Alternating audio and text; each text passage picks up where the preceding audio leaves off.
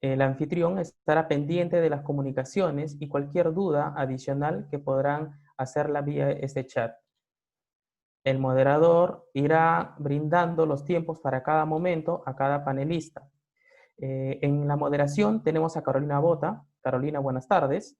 Carolina es gerente general de Chief Asociación de Innovación. Carolina estudió en la Universidad de Buenos Aires, cuenta con una licenciatura y una especialización en planificación urbana por la Universidad de Bonn en Alemania, cuenta con 15 años de experiencia en el Perú y ha liderado proyectos de gran envergadura en los ámbitos socioambientales. A quien le doy paso, Carolina, adelante, por favor.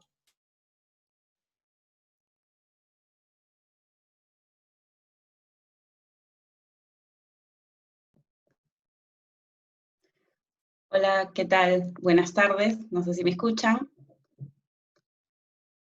¿Qué tal? Buenas tardes con todos, muchas gracias por la invitación a este espacio y por la posibilidad de conversar con este interesante panel del día de hoy.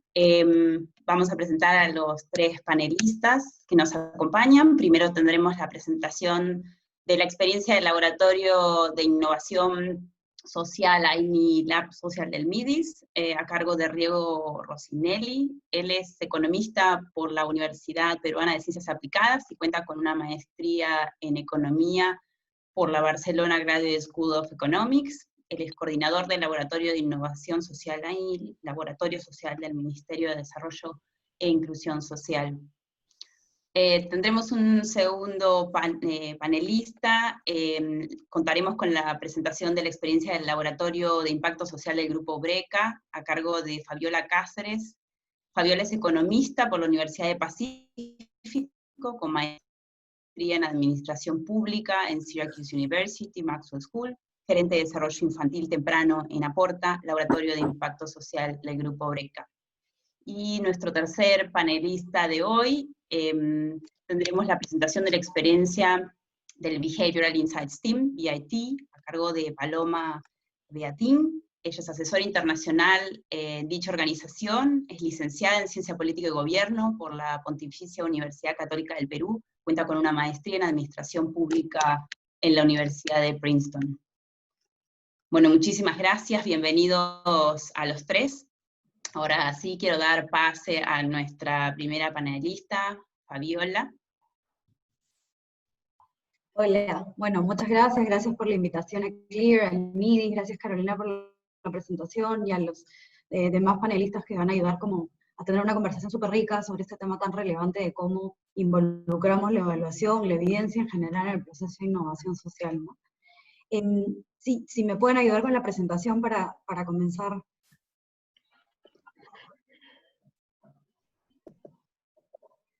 Bueno, ya me presentaron hace un ratito, yo tengo algún tiempo de experiencia en temas de seguimiento de evaluación, estoy en este rol desde el Laboratorio de Impacto Social del Grupo BRECA hace poco tiempo, pero vengo de estar en el sector público mucho tiempo, y tuve la oportunidad desde ahí de liderar la implementación y desde el diseño y la concepción del Laboratorio de Innovación de Política Educativa, el MINEDULAB, que está operando todavía por ahí. Entonces algunas de esas reflexiones, algunas de las reflexiones que voy a compartir vienen de la experiencia en la que estoy en este momento, pero otras vienen de ese otro rol muy relacionado al tema que vamos a discutir. Entonces, bueno, empiezo por ahí. Yo, primero que nada, quería comentar, yo tomé la libertad de ampliar un poquito el espectro, incluso del título del panel que hablaba inicialmente sobre la evaluación dentro del proceso de innovación social. Yo en mi presentación verán que voy a hablar de evidencia en general, porque creo que la evaluación es un tipo específico de evidencia, pero hay un set de evidencia que podemos introducir dentro del proceso de innovación social y que es beneficioso en todo sentido, ¿no? La siguiente, por favor.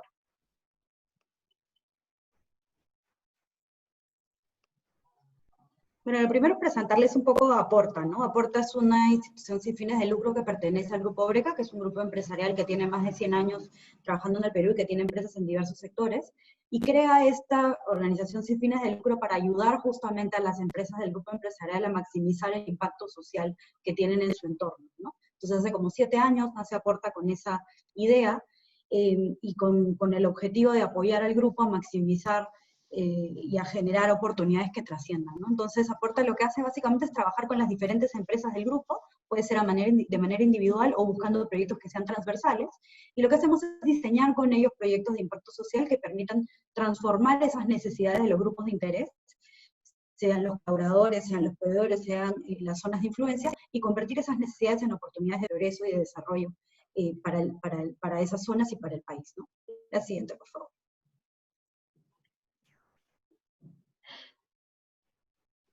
Bueno, esto es un poquito, hace no mucho redefinimos nuestro propósito y sí lo quería compartir porque creo que refleja muy bien lo que Aporta trata de hacer, ¿no? El propósito de Aporta es desafiar el status quo, y ahí ya nos está hablando un poquito de innovación, ¿no? De salirnos de la caja, de pensar diferente, de buscar formas distintas de hacer las cosas, con el objetivo de inspirar nuevas realidades, cambiar la situación que muchas veces vemos en nuestros entornos y que quisiéramos que progresen o que vayan más allá. Y a mí me gusta mucho la palabra inspirar, porque tiene mucha relación con lo que estamos tratando de hacer aquí en este espacio, ¿no? No solamente se trata de yo encontrar una solución efectiva o algo que funciona para mi entorno y para el objetivo para el que fui creado, sino que puedo inspirar a otras instituciones, ojalá al sector público, para que lo que podamos construir que sea de valor y que sea efectivo pueda llegar al alcance, ojalá nacional, o incluso superar las fronteras con la articulación que deberíamos procurar todos, ¿no? La siguiente, por favor.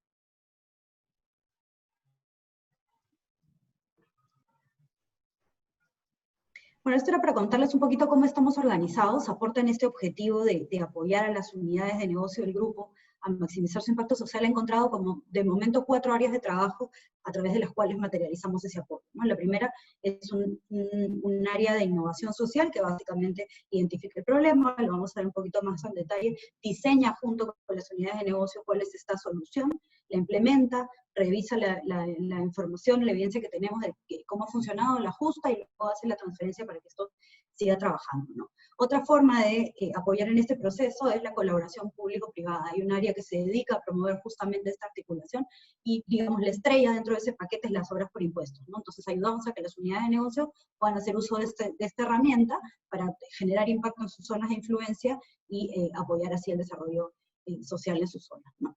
Las otras 2 áreas de trabajo que les muestro acá son áreas que ya implementan más directamente en territorio, ¿no? Por ejemplo, Volar es un proyecto, el primer proyecto como transversal del grupo, donde la operación está en manos de Aporta, pero estamos haciendo la nombre de las diferentes unidades que lo componen. Y en un ratito les voy a hablar un poquito más de Volar, que es el proyecto que yo tengo a cargo, y luego está un área que es el Instituto de Analítica Avanzada, que también es de este carácter transversal, y lo que está haciendo es como fomentar las nuevas generaciones de data scientists en el Perú. Ya está como en su segunda promoción, y es una idea también súper potente que creemos que va a ayudar a empujar el progreso en el país, ¿no? La siguiente, por favor.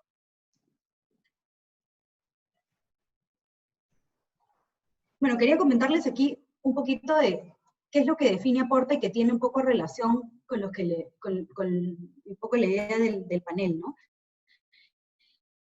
¿Qué es lo que caracteriza a Aporta, ¿no?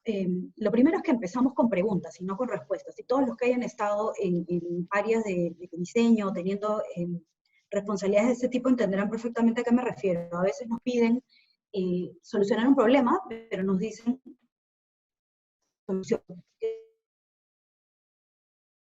Ahí es donde a veces, muchas veces, metemos algunos errores. Creo que cuando tenemos que proceso de innovación, pensando en un problema social, primero tenemos que partir de la pregunta, ¿qué es lo que queremos solucionar? Y en función de eso hacer todo el proceso exploratorio y definir cuál es finalmente la solución más efectiva, ¿no? Y eso es algo que respetamos muchísimo en Aporta. A veces claramente pasa que una unidad de negocio tiene definido qué es lo que quiere hacer, tratamos de dar un paso atrás para entender cosas como esa. Otro tema importante es que tratamos de diseñar las soluciones pensando en el usuario. Si nosotros no entendemos al usuario, sus necesidades, o no nos ponemos en su lugar, va a ser difícil que logremos diseñar algo que sea efectivo para su realidad o para cambiar las condiciones en las que le toca desarrollarse, ¿no? Entonces eso es un elemento súper importante dentro del diseño. Y el segundo es que tratamos de incorporar, en la mayoría de los casos en donde es posible, principios de la economía y de la ciencia del comportamiento, ¿no? Aprovechar lo que la psicología nos ha mostrado que puede ser efectivo en términos de cómo comparto la información, o cómo me comunico, o cómo activo acción hacia el cambio para poder justamente modificar conductas que vayan en línea con las problemáticas sociales que queremos solucionar. Un tercer punto que creo que va a ser un común denominador con casi todos los laboratorios de innovación que se van a mencionar el día de hoy y que también están como vigentes en el ecosistema, es que nos damos la oportunidad de equivocarnos, y eso significa permitir el error, y para que permitamos el error tiene que haber un testeo de la eficacia, ¿no? Entonces esto es algo también súper relevante en el caso de Aporta.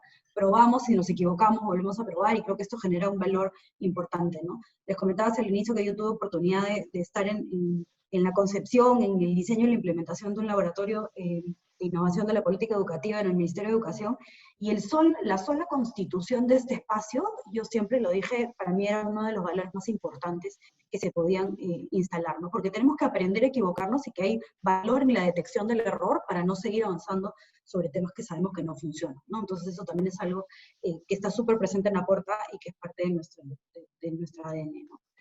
Otro tema súper característico de Aporta y de sus equipos es que actuamos de una manera muy ágil, ¿no? Todos entenderán que en una coyuntura como la que estamos atravesando, se necesita innovar a una velocidad, creo que nunca antes vista, para atender la emergencia sanitaria, pero sobre todo los impactos sociales que tienen las acciones que se han ido tomando para contener la emergencia sanitaria, ¿no? Entonces, por ejemplo, en esta coyuntura hemos tenido que ser innovadores de inicio a fin, comenzando el día hasta el final, y ser capaces como de poner a prueba todo lo que sabemos, todo lo que hemos ido generando y todo lo que hemos ido construyendo, y sobre eso seguir creciendo, ¿no? Sobre esa base que creemos que puede tener valor, seguir como incrementando y viendo dónde se puede mejorar y dónde se puede como profundizar en algún tema que de repente con la velocidad a veces se nos queda fuera, ¿no? Entonces eso es también una característica importante. Lo otro es el trabajo colaborativo, que creo que es bien importante mencionarlo acá. Hablando un poco desde mi experiencia pasada, de haber estado en el Laboratorio de Innovación y en el Ministerio de Educación, debo decir que era un equipo altamente eficaz, altamente proactivo, pero altamente concentrado en economistas. Yo soy economista, amo la economía, me encanta la forma de pensar que la economía como nos mete, el bichito que nos mete, pero creo que es necesario como complementar estos equipos de innovación con otras disciplinas que son igualmente valiosas y que a veces nos retan a los economistas a pensar diferente, nos obligan a salir de los números y pensar en personas, y creo que eso es algo que en Aporta ha funcionado bastante bien, y hay un muchísimo mejor balance entre las diferentes formaciones de los equipos que lo conforman, y creo que termina sumando muchísimo, ¿no? Es creo que una reflexión como para todos los que están en el tema. Y lo último que se asocia ya bastante al tema que vamos a discutir ahora es que la evidencia está presente en todo el ciclo de gestión de proyectos, ¿no? Lo voy a explicar un poquito más adelante, pero creo que esto es súper importante para quien sea que esté tratando de innovar o que esté tratando de diseñar soluciones a problemas sociales. Necesitamos que la evidencia esté en todos los pasos, y creo que es la única forma de hacer sostenible una gestión en base a evidencia, que es metiéndose en los procesos para que, digamos, de una manera ordenada se cumpla con estándares de calidad en el diseño, en la implementación y luego en la valoración de esos impactos. La siguiente, por favor. Bueno, este es un poquito el ciclo de gestión de proyectos. Creo que en general de cualquier política pública o cualquier intervención de desarrollo. Y bueno, en Aporta también se maneja un poco de esa manera. Obviamente es una primera fase de definir cuál es el problema social que se va, sobre el que se quiere innovar o sobre el que se quiere diseñar algo diferente. Luego viene esta etapa de ya diseñar la solución en base al problema que ha sido adecuadamente definido, luego la implementación de innovación de esa política, luego el seguimiento y la evaluación, aunque en realidad el seguimiento va en paralelo a la misma implementación. Y luego una etapa de aprendizaje y mejora, ¿no? Y he querido usar la palabra aprendizaje porque muchas veces se cree que la evaluación está más asociada a la auditoría, ¿no? Al castigo, al encontrar el error para castigar,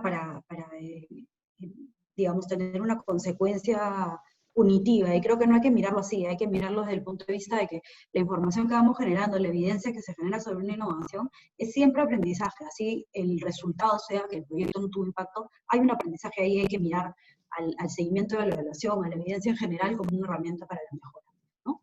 La siguiente, por favor.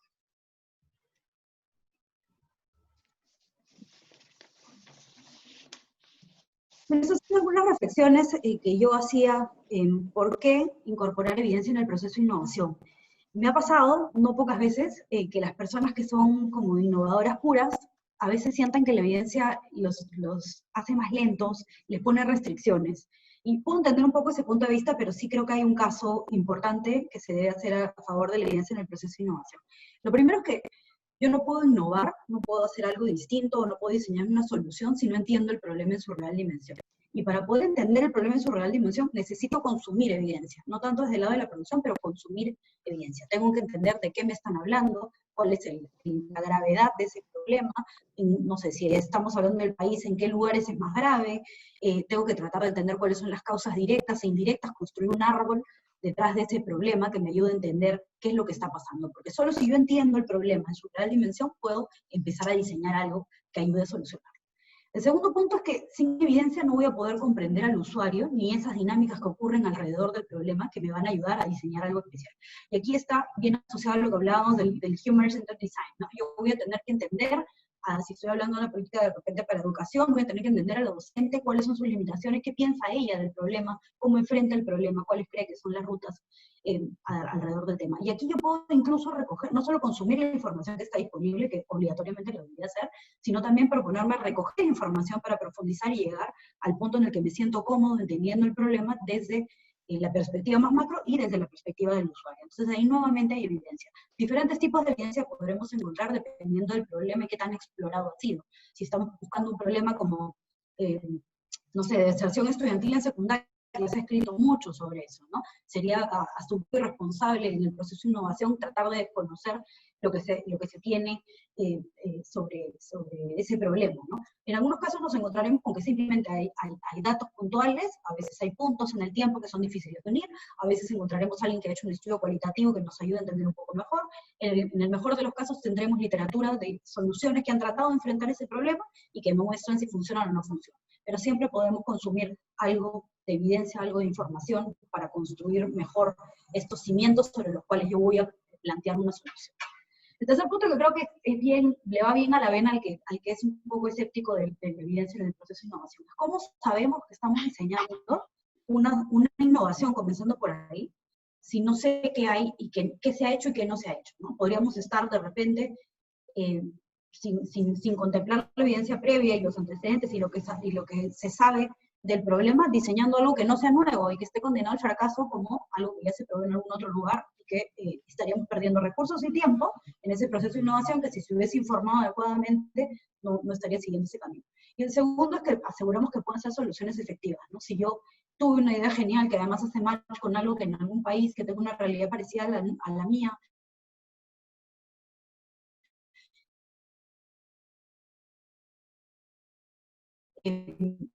ya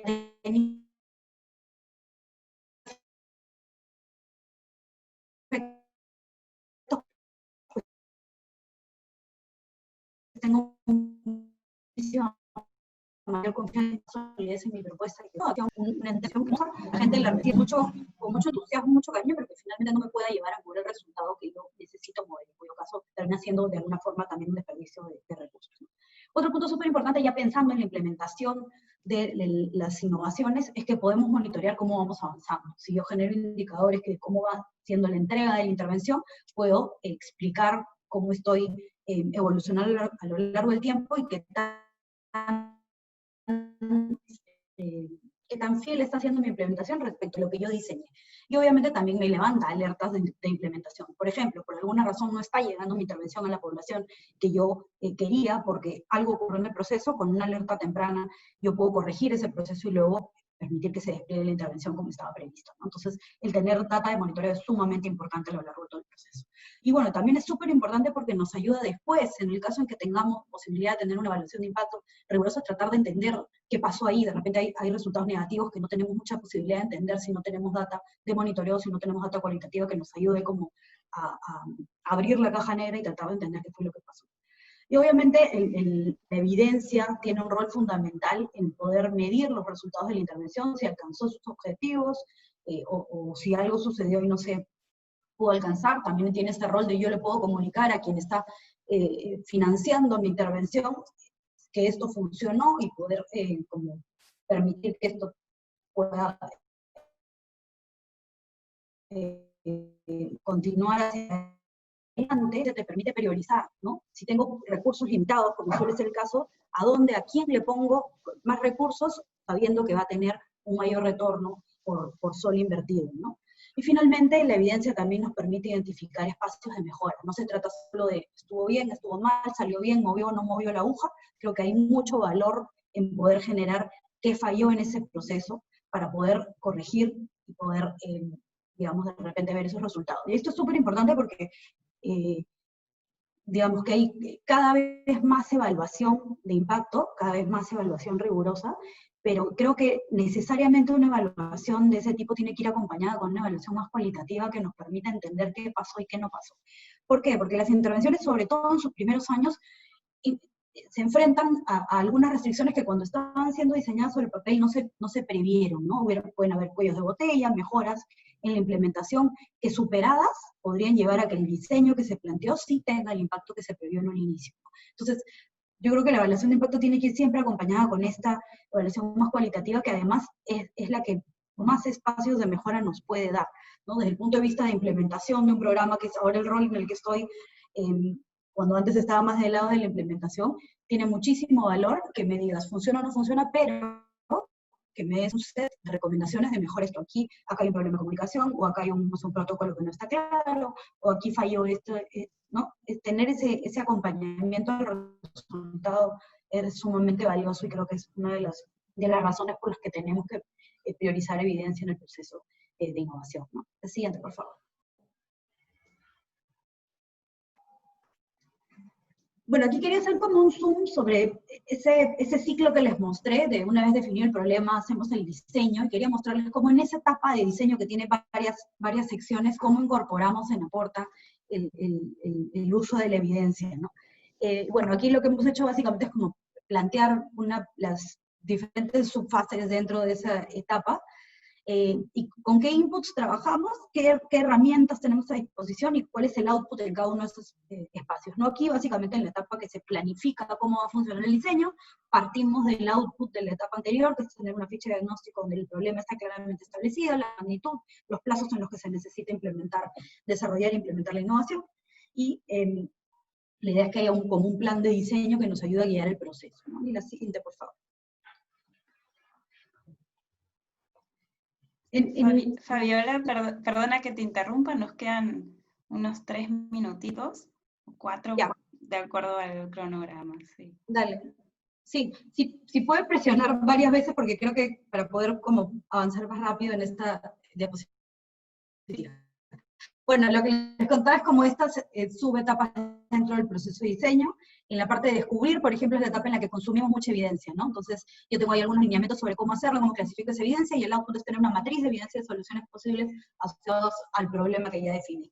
Luego tenemos una etapa ya más de definición, con esa evidencia de soluciones posibles y una sesión de ideación de alternativas de solución posible. Y aquí es interesante porque vemos cómo no solo es la evidencia que tiene, digamos, estudios rigurosos que lo sustentan, sino también una ideación desde dejando como la creatividad libre a ver qué cosa finalmente creemos que puede funcionar.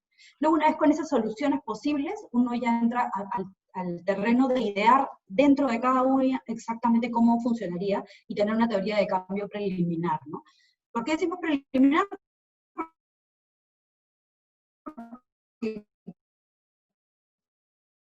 Va a haber una etapa posterior que le hemos llamado preproyecto, con una muestra obviamente pequeña de personas que hacen una validación rápida de si esto tiene sentido desde la perspectiva del usuario, ¿no? De repente tengo un mensaje de texto, tengo un set de videos y yo tengo que poder validar con los usuarios de que esto les hace sentido, se entiende, no se entiende, y eso obviamente después de la prueba de concepto se puede realizar el ajuste. Teniendo ese ajuste ya podemos hacer como la priorización, de repente esta idea no tiene sentido, esta sí, y nos quedamos con el set de intervenciones o la intervención con la que vamos a trabajar.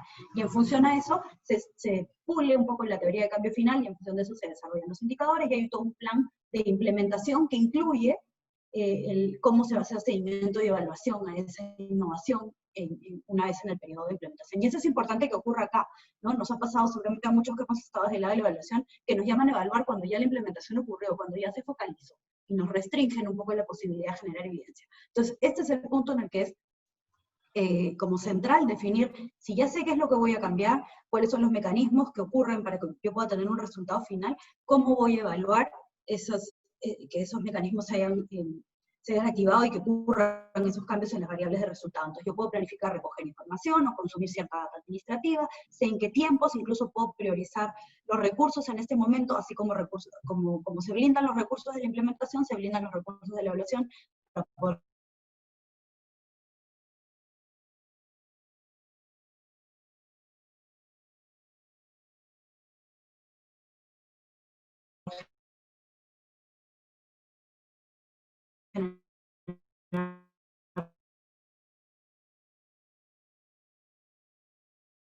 la evidencia y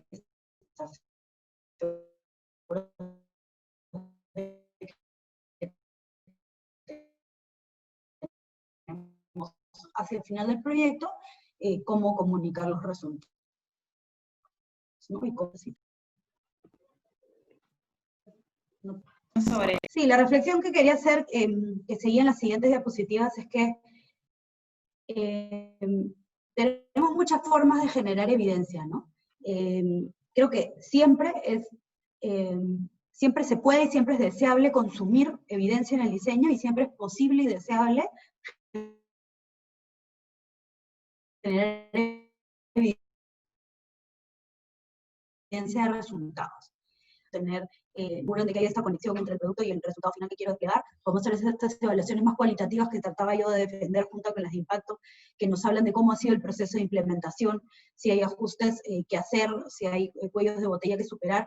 Esas serían más las de proceso. Luego están las de resultado, que nos miden cómo estoy, cómo pasó, cómo se movió la variable de resultado entre el punto A y el punto B en el tiempo, que son valiosas, pero sabemos claramente que no tienen necesariamente el rigor de la relación causal detrás, ¿no? Y por eso siempre las de impacto son como muy deseables, porque finalmente nos permiten decir qué causó la intervención o qué mejora causé específicamente por esta innovación, que son solamente atribuibles a ellas, ¿no? Y bueno, de forma transversal podemos generar data de monitoreo siempre, pero la reflexión final que quería dejar, que creo que no voy a poder llegar hasta el final de la presentación, pero creo que la reflexión más importante que hacer aquí es, siempre es deseable tener una evaluación de impacto rigurosa, siempre. Pero si no podemos hacer una evaluación de impacto rigurosa, no hay que descartar el poder tener otro tipo de evidencia que nos ayude a mostrar resultados, ¿no? Y ahí hay que ver cuál es la mejor evidencia posible en el caso de cada una de las innovaciones o cada uno de los proyectos que estamos trabajando, y que se pueda manejar dentro de los plazos, con el presupuesto y con las restricciones que el propio diseño nos impone, ¿no? Entonces, mi pregunta final, que venía después de esta diapositiva, es, no sé si lo pueden poner para... Evaluar de manera rigurosa es siempre deseable. Yo soy una convencida de la evaluación. Cada vez que se pueda hacer una evaluación de impacto, un RCT, lo más riguroso posible, ahí voy a estar detrás, pero también hay que ser consciente, y me ha tocado vivirlo desde aquí en Aporta y en experiencias previas en el Ministerio de Educación, en la dirección de seguimiento de evaluación, es que no siempre es posible hacer una evaluación de impacto, y a veces, obviamente, no solo el RCT, que es como lo más complejo, y a veces no es posible ni siquiera hacer una evaluación de impacto. Hay muchos factores que podrían determinar que no sea posible, ¿no? Uno de ellos es que desde el diseño se haya concebido de una manera en la que no tengo un grupo control riguroso que me permita hacer esa comparación, ¿no? Otra es que hayan temas políticos, que también suele pasar, que no quiera el director del programa, por ejemplo, intencionalmente un grupo control al que no le entrego la intervención mientras genero la evidencia. Eso pasa, y pasa mucho. Y hay muchas otras razones, como por ejemplo, ya no voy a poder contar un poco mi proyecto, pero a veces la escala de los proyectos. Cuando estamos desde el sector privado o desde las ONGs, de repente nos toca manejar proyectos con una escala mucho menor, que no nos permiten tener una muestra lo suficientemente grande, con el poder suficiente, para poder conducir una evaluación de impacto rigurosa. Pero eso no quiere decir que no vayamos a perseguir la mejor evidencia posible en esos marcos, ¿no? Por ejemplo, en el caso del proyecto VOLAR, ya lo digo muy rápido, que es de desarrollo infantil temprano, tuvimos un piloto en el que hemos podido tener evaluación cualitativa de diseño, implementación y de resultados, pero no fue posible de momento tener una evaluación de impacto rigurosa. Pero estamos persiguiendo que con fondos externos podamos tener un RCT en el 2021. Entonces, mi recomendación para los que no están en el sector público es, la escala siempre va a ser un problema para pensar en evaluaciones de impacto más rigurosos. No se den por vencidos, siempre hay forma de generar evidencia que ayude y que soporte el proceso de innovación, y que es no solo en beneficio de quien nos está dando el funding, sino hacia nosotros para seguir innovando y aprendiendo en el camino. Entonces me quedo ahí. Ya, gracias. Sí, vamos a tener un momento para preguntas, pero ya nos has dado algunas pausas, queda mucho por preguntar con todo lo que nos has comentado, así que bueno, gracias Fabiola. Ahora sí quisiera darle paso a Diego Rossinelli. Hola Carolina, gracias Fabiola. Bienvenido. Muchas gracias. Sí, si me ayuda con la presentación, por favor. Bueno, mientras van poniendo la presentación, gracias a todas y todas, a todas y todos. Es un gusto poder participar en esta versión de la Semana de la Evaluación de CLEAR y bueno, poder presentarles un poco la experiencia de la ENILAB social en el uso de la evaluación como insumo importante e imprescindible dentro del ciclo de innovación que nosotros manejamos.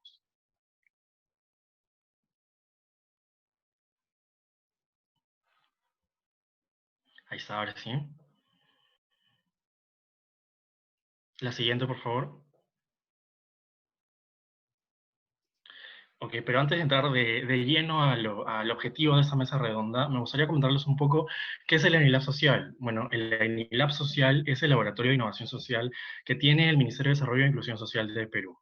Este laboratorio es relativamente joven, tiene aproximadamente 4 años de edad y fue creado en el 2016 con la finalidad de identificar y promover la implementación de soluciones innovadoras dirigidas a mejorar la calidad de vida de la población en condición de pobreza o vulnerabilidad, es decir, la población objetivo del MIGS. Siguiente, por favor. Y bueno, ¿qué hacemos? Lo que hacemos es tratar de mejorar la calidad de vida de la población vulnerable y nos centramos en el ciudadano.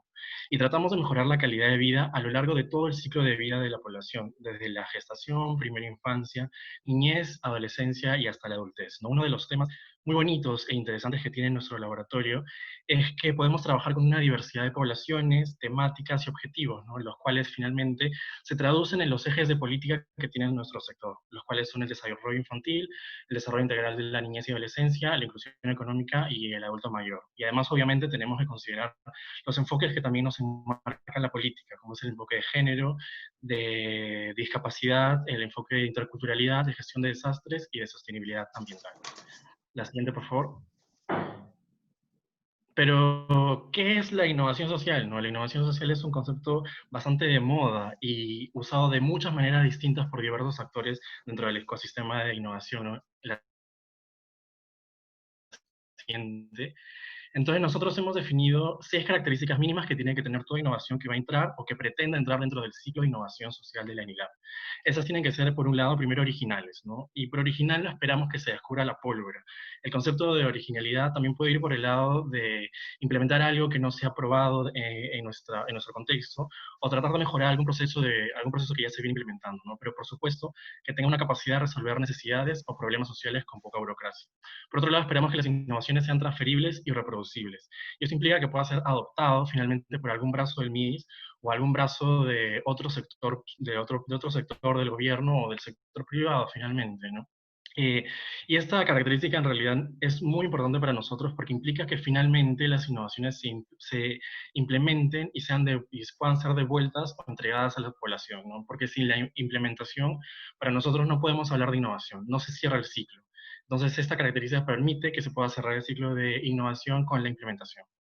Luego esperamos que las innovaciones sean susceptibles de transformarse en una política o un servicio social nuevo, que sean costo efectivas, es decir, bajo costo por sus impactos potenciales, que sean escalables con la mayor evidencia posible que se genere, y finalmente algo muy importante es que sean participativas, es decir, que sean diseñadas y desarrolladas en conjunto con la población usuaria para que finalmente en realidad se use esa innovación y puedan encajar perfectamente en los contextos sociales en los cuales los ciudadanos se desenvuelven. La siguiente, por favor. Pero, ¿cómo identificamos estas innovaciones? Y cómo usamos finalmente la evaluación dentro del ciclo de innovación social, ¿no? La siguiente, por favor. Para identificar las innovaciones y ver cuáles se van a implementar, recurrimos y termina en la población y los programas sociales que están alrededor de ellos. Y en el medio encontramos 5 fases bien definidas, en donde se usa la evaluación principalmente en 3 de ellas, en las que ven coloreadas de rojo, ¿no? Y además, claro, cabe decir que ese ciclo es evaluativo per se, porque a lo largo del ciclo vamos evaluando si se están cumpliendo las características de innovación que les mencioné en la diapositiva anterior. Y en la siguiente diapositiva vamos a navegar un poco más por ese ciclo y veremos cómo se usa la evaluación. La siguiente, por favor. La primera etapa de este ciclo es obviamente la identificación y priorización de necesidades, es decir, saber o identificar qué queremos mejorar, qué proceso de los programas sociales tenemos que potenciar, qué aspectos de la población necesitan mejorarse un poco para que se alcance un mejor desarrollo, ¿no? Y para ello utilizamos 2 metodologías complementarias entre sí.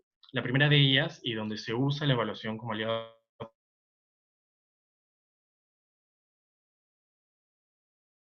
principal,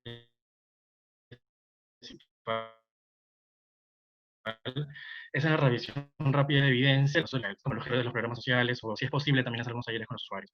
Con esos 2 insumos se elabora una cartera de necesidades que finalmente es un listado de temas o necesidades que si se cubren o se solucionan, los programas sociales podrían potenciar su desempeño y mejorar el logro de sus objetivos. Esas carteras pueden ser un poco heterogéneas entre los programas. Hay carteras que tienen 9 necesidades, 12 necesidades, hasta 22 necesidades. Tenemos un programa con 22 necesidades. Es por ello que, claro, por ahora debemos priorizar por dónde vamos a empezar el trabajo de identificar soluciones. Entonces, por ello, esta cartera se presenta a los programas, se prioriza línea de acción con ellos, y finalmente se socializa con el grupo de trabajo de la Aguila Social, presidido por nuestra viceministra de Políticas y Evaluación Social. La siguiente, por favor. Aquí, en la siguiente diapositiva, les voy a explicar un poco más sobre esos insumos. El primer insumo, como les mencioné, es esta metodología denominada por grado de revisión rápida de evidencia. Lo que se hace es, claro, buscar, analizar todas las evaluaciones, la evidencia disponible en un periodo limitado de tiempo, porque tenemos más o menos como 3 meses máximo para realizar ese trabajo y cumplir un objetivo específico. Este objetivo, en este caso, es conocer los hechos, situaciones, necesidades, problemas que puede estar impidiendo a los usuarios, y obviamente para ello, claro, imponemos ciertos filtros de calidad para que puedan, para filtrar algunas evaluaciones o estudios que no cumplen con los estándares mínimos, ¿no? Y cabe resaltar, vale la pena en este momento mencionar un aliado importantísimo, nuestra página de evidencia MIDIS, que afortunadamente también está dentro de la dirección donde se encuentra la unidad social. Esta página es una fuente de información importantísima e imprescindible para la innovación. A la fecha tiene más de 150 publicaciones alrededor de las temáticas que ve el sector, y podemos encontrar entre evaluaciones de impacto, desempeño de los programas sociales, evaluaciones cuantitativas, cuantitativas. Así que nada, bueno, aquí abajito les dejo el link de la página, los invito para que puedan revisar un poco esta página y ver toda la evidencia que ha generado el MIDIS hasta el momento, ¿no? La siguiente diapositiva, por favor. Pero nada, claro, somos conscientes que esas evaluaciones que encontramos usualmente, o puede ser que no hayan sido creadas con el objetivo específico de identificar necesidades, ¿no? O que en el transcurso del tiempo en el cual fueron publicadas hasta la fecha, quizás se generaron nuevas necesidades. Entonces, por ello es necesario complementar esta información no lo identificado con talleres revalentes necesidades. Para ello hemos identificado una metodología que les presento rapidito, ¿no? Esta metodología, primero, claro, empezamos presentando con los participantes, generando un ambiente de confianza. Lo importante de esta primera fase es reconocer en la heterogeneidad de los participantes oportunidades para la innovación social. Luego tratamos de conocer el programa. Sabemos que los programas, claro, tienen normativas, lineamientos vigentes, pero usualmente los actores que están participando en el taller quieren visibilizar algún servicio o algún objetivo que no está tan presente en los objetivos o lineamientos que están publicados, ¿no? La tercera etapa de ese taller es muy importante, donde tratamos de caracterizar al usuario. Y por caracterizar, nos referimos a empatizar con él, ponernos en sus zapatos. Entonces, para ello utilizamos un mapa de empatía y tratamos de, en conjunto, discutir qué pueden estar pensando, sintiendo los usuarios de nuestros programas alrededor de los servicios que brindamos, ¿no? Estos pueden ser emociones, por supuesto, positivas o negativas. Y finalmente también tratar de hacer un mapa de acciones de todo lo que realiza los usuarios hasta llegar a recibir el servicio del programa. Finalmente, ya dado que ya hemos transitado por estas fases, ya estamos listos para responder nuestras 2 preguntas guía del taller, ¿no? Por un lado, ¿qué puede estar impidiendo al programa social alcanzar adecuadamente sus objetivos? Y por otro lado, ¿qué le puede estar impidiendo a los usuarios de los programas cumplir o alcanzar el objetivo propuesto por el programa? La siguiente, por favor. Una vez que ya con esos dos insumos hemos construido la cartera de necesidades y la hemos priorizado con los programas, pasa a la siguiente fase, que es identificar cómo solucionamos estas necesidades. Nuevamente, se recurre como insumo y aliado importante a las evaluaciones, ¿no? Como mencionó también Fabiola, saber qué se hizo al respecto para solucionar estas necesidades. Para ello se recurre a una revisión rápida de literatura y identificamos qué se ha hecho a nivel mundial que nos pueda también servir o dar luces por dónde ir, ¿no? Pero también este trabajo, y como estamos en el sector público, implica un trabajo de articulación para poder conocer otras ideas, ¿no? Talleres con expertos, con los propios gestores de los programas sociales, con los usuarios o incluso con el sector privado. Y con ellos, en conjunto, poder idear soluciones a las necesidades que se han identificado. Una vez que se tienen estas soluciones identificadas, bueno, estas pueden ir más o menos por dos lados, usualmente, ¿no? Por un lado están las innovaciones en procesos sociales, donde buscan cambiar conductas o mejorar capacidades de la población, o por otro lado están las innovaciones también tecnológicas, ¿no? Que implica ya la construcción de un prototipo tecnológico. Entonces, claro, usualmente no lo vamos a poder construir o elaborar o desarrollar nosotros solos, ¿no? Nuevamente tenemos que tener aliados de la academia, del sector privado, de donde sea, donde se pueda, para desarrollar finalmente estos protocolos de implementación o los prototipos tecnológicos. Y aquí, claro, con ese ya desarrollo, ya cuando se desarrolla la innovación, termina nuestra fase 2. Y en la siguiente diapositiva pasamos a la fase 3, en donde se implementa un piloto en una población pequeña de esta innovación, ¿no? De esa idea de innovación. Si bien la etapa de piloto no implica una evaluación per se, esa etapa es muy importante porque nos permite asegurarnos que se cumplan las condiciones de evaluabilidad que tienen que existir para poder finalmente generar evidencia rigurosa, ¿no? Y en esta etapa, como mencionaba también Fabiola un poco, claro, se va seleccionando, se va diciendo, ideando la estrategia de identificación del piloto, construyendo un grupo de tratamiento, un grupo de control, generando los acuerdos necesarios para que este grupo de control no sea intervenido. Y usualmente también se realiza una línea de base que con todas estas condiciones finalmente nos va a llevar a la fase 4, en donde ya podemos generar la evidencia y hacer una evaluación lo más rigurosa posible de la innovación. También como se mencionó, claro, no todas las innovaciones van a poder ser evaluadas de la misma manera. También de nuestro lado, esperamos que todo pueda ser evaluado mediante un RCT o un experimento, cual claro es considerado como el gold estándar dentro de las evaluaciones, ¿no? Pero quizá no siempre se va a poder evaluar de esta manera, sobre todo considerando las innovaciones tecnológicas, ¿no? Digamos, si se quiere evaluar un dispositivo que te permita detectar anemia rápidamente, no necesariamente la evaluación de impacto va a ser la evaluación más adecuada para evaluar ese tipo de innovaciones, ¿no? En este caso podría ser una evaluación de sensibilidad y especificidad que tiene el algoritmo, la inteligencia artificial que está detrás de este dispositivo para el logro o la detección de los resultados. Y cabe resaltar, claro, también que nosotros apostamos por evaluaciones cualitativas que, claro, nos den otras respuestas, ¿no? ¿Cuáles fueron las percepciones de los usuarios al usar esta innovación, perdón, y cómo fue el proceso de implementación y qué mejoras se pueden dar a esta innovación para mejorar incluso sus resultados, ¿no? La siguiente diapositiva. Y claro, una vez que ya hemos generado toda esta evidencia, ya sabemos la costo-efectividad, la efectividad, si se puede transformar en una política pública, si se puede implementar, si es transferible y reproducible, ya podemos pasar a la etapa de escalamiento, donde se cierra el ciclo de innovación y ya podemos hablar de innovación en sí, ya que se devolvió al ciudadano y se implementó. La siguiente, por favor.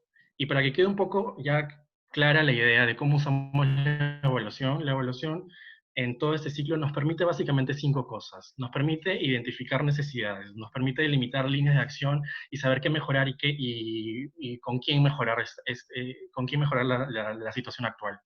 Por otro lado, nos permite identificar alternativas de solucionar las necesidades, dado que nos permite conocer qué se ha hecho en otros contextos para solucionar las necesidades identificadas. Nos permite conocer si las innovaciones desarrolladas cumplen con sus objetivos. Nos permite evaluar las características que deben cumplir las innovaciones de la INILAB social y así garantizar la calidad finalmente de las innovaciones que se devuelven a los ciudadanos. Y como les comenté, nos permite completar el ciclo de innovación social. La siguiente diapositiva, por favor. No quiero terminar la exposición sin darles algunos ejemplos, ¿no? Para que quede mucho más claro cómo usamos esta evaluación. Les voy a dar 2 ejemplos rápidamente. La siguiente, por favor. Vayámonos al programa Jaliwarma, ¿no? El Programa Nacional de Alimentación Escolar Jaliwarma que tiene Perú, el cual da desayunos en las escuelas de quintil de pobreza 3, 4 y 5 y desayunos y almuerzos en los quintiles 1 y 2. ¿Qué necesidad se encontró? Se encontró que había una necesidad de mejorar el monitoreo y seguimiento de la entrega de productos. ¿Y cómo encontramos esta necesidad? ¿Qué decían las evaluaciones al respecto? Por ejemplo, una evaluación que se hizo en el 2014 señaló que no existe algún mecanismo de alerta para la pronta atención a instituciones educativas. Otras evaluaciones mencionan que la cobertura del programa dificulta las actividades de supervisión y monitoreo, ¿no? Recordemos que el programa es casi universal, se entrega aproximadamente 98% de escuelas públicas primarias.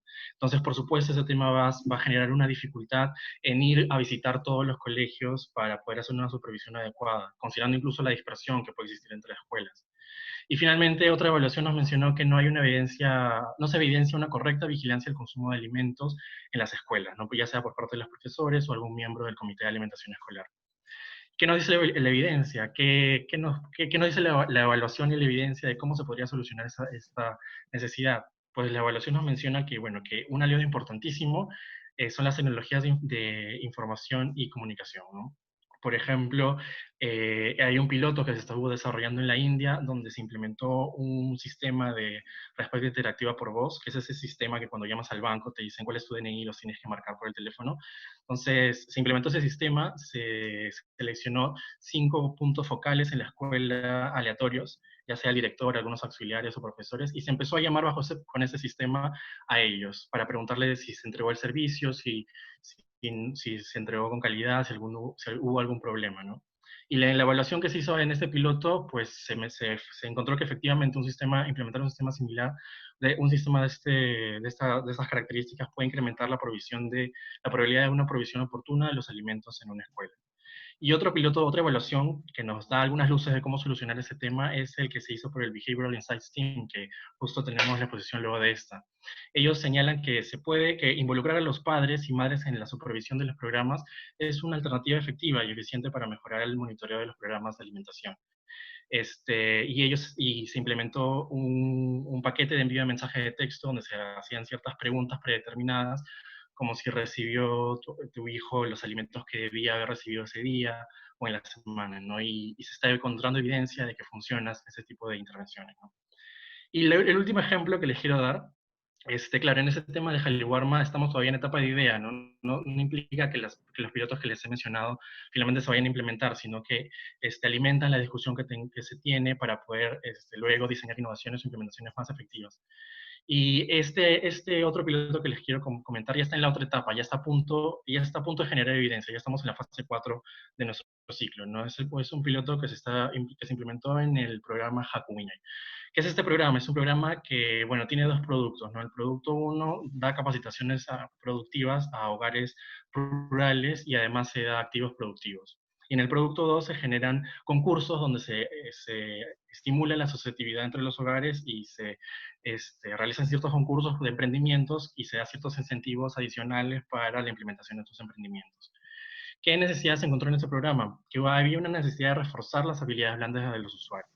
¿Qué nos dicen las evaluaciones? ¿Cómo encontramos más o menos estas necesidades? Bueno, Escobar y Ponce nos mencionaban en su evaluación al programa que los usuarios tienen mucho temor a expresarse al público y en muchos casos no les cuesta ser claros al momento de, por ejemplo, participar en el concurso. Y si pierden el concurso, se ponen muy molestos y lo cual puede estar dando algunas luces de que falta autocrítica, autoestima y autoconcepto, ¿no? Y otras evaluaciones que mencionan y bajas aspiraciones y esperanzas son características comunes entre los hogares empobrecidos ligadas a un manejo deficiente de recursos disponibles. ¿Y cómo planteamos solucionar esta necesidad? ¿No? Aquí viene el trabajo de articulación. Se hizo un trabajo de articulación y se diseñó un piloto conjunto con el Instituto de Estudios Peruanos, la Universidad UC Davis de California y la Universidad de los Andes de Colombia, y diseñamos un piloto de fortalecimiento de habilidades blandas para pensar para pensar o generar la hipótesis de si se incluye este componente dentro de un buen programa como Hakuminai, quizás se puede mejorar los objetivos que tiene el programa, como generar ingresos o mejoras en los niveles de vida, ¿no? Pero claro, esta idea no nació de la nada, sino también se recurrió a la evaluación. Bandeira mencionaba que utilizar complementos, paquetes de intervenciones tales como ayudas tecnológicas, transferencias monetarias y un paquete de coaching, en efecto, genera resultados positivos en los niveles de vida. Y bueno, aquí les dejo, hay una fotito de la implementación de ese piloto, ¿no? En alguno de los centros poblados donde se está implementando el piloto. Y bueno, nada, esto es la presentación. La siguiente diapositiva, por favor. Muchas gracias por su atención, y si tienen mayores dudas o quieren conocer más del laboratorio, los invito nuevamente a visitar la página de Evidencia MIS en la pestaña de Innovación Social. Muchas gracias. Gracias. Gracias a ti, Diego. Ahora vamos a pasar a nuestra tercera panelista, a Paloma. Recuerden que todas sus preguntas a los tres panelistas las pueden escribir en el chat y el host las está recibiendo para consolidarlas luego de la presentación de Paloma para conversar con ellos. Adelante, Paloma.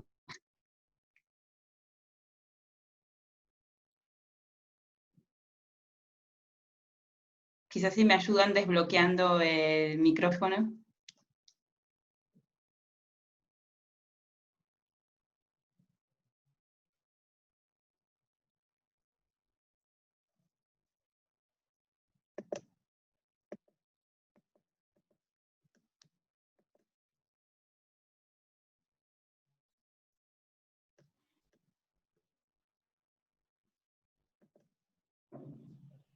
Listo, ok.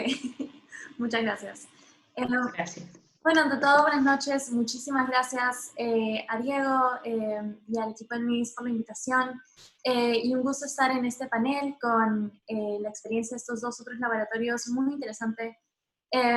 Y van a encontrar muchísimas similitudes con algunos aspectos de mi presentación, lo que me parece genial, que estamos bastante alineados y tenemos una visión muy similar a cómo se usa la evidencia y la evaluación dentro del proceso de innovación. Entonces, gracias, Carolina me presentó previamente, pero voy a empezar presentando a la organización en la que trabajo. Siguiente, por favor.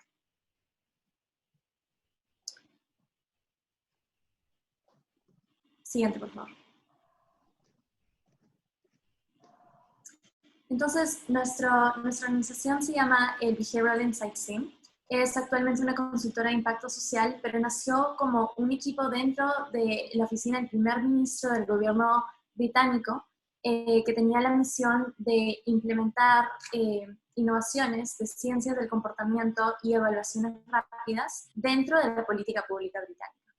Alrededor del 2010 ya empezó a realizar ese tipo de trabajo, y alrededor del 2014 se volvió una consultora global. Entonces, desde entonces se está apoyando a diferentes gobiernos y diferentes organizaciones alrededor del mundo de realizar este tipo de intervenciones e innovaciones utilizando ciencias del comportamiento dentro de sus políticas públicas. Y actualmente tenemos oficinas en diferentes partes del mundo, en Londres, en Nueva York, que es donde trabajo yo, en Sydney, Nueva Zelanda, Singapur y Manchester. Y en ese sentido, América Latina fue uno de los primeros lugares donde empezamos a trabajar fuera de Reino Unido y Estados Unidos. Entonces tenemos más experiencia en diferentes tipos de temáticas y al igual en Perú trabajando en algunos temas que les contaré luego. Siguiente, por favor. Y eso les conté un poco, hemos ejecutado más o menos 500 proyectos con evaluaciones, pero 700 intervenciones que no necesariamente han tenido una evaluación, con diferentes gobiernos, y también hemos tenido buen trabajo de capacitación de funcionarios y profesionales de gobierno en ciencias del comportamiento. Siguiente, por favor. Entonces, he mencionado varias veces que nuestro trabajo se enfoca tanto en ciencias de comportamiento y evaluaciones rigurosas, y a lo largo de mi presentación quiero hablar acerca de cómo combinamos estas dos en todos los pasos y en todos los tramos de nuestro trabajo y nuestra metodología. Siguiente, por favor. Y siguiente. Entonces, ¿qué son las ciencias del comportamiento? Las ciencias del comportamiento son una mezcla de diferentes ciencias sociales y humanas.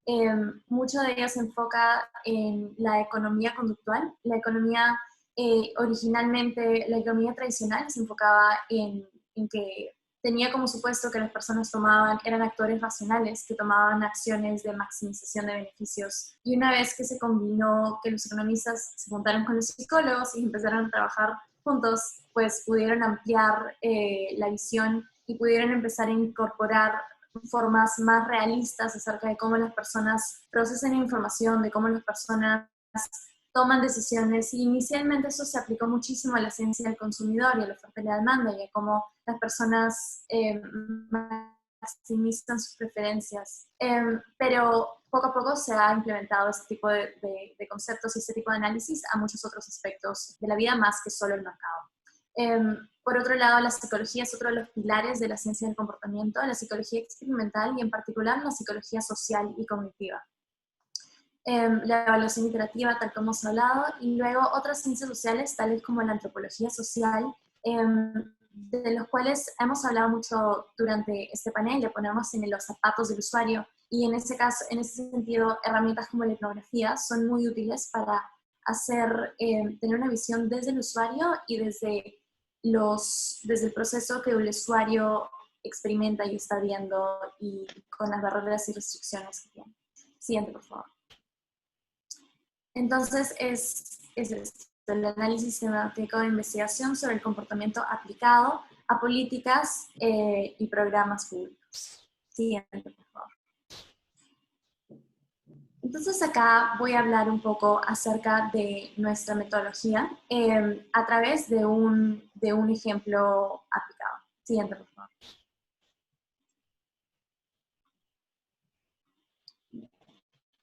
Entonces, nuestra metodología tiene como primera fase la focalización del problema. Y esto es algo muy parecido a lo que hablaba Fabiola acerca de empezar con preguntas, sino poner la solución antes de la pregunta. Siguiente, por favor.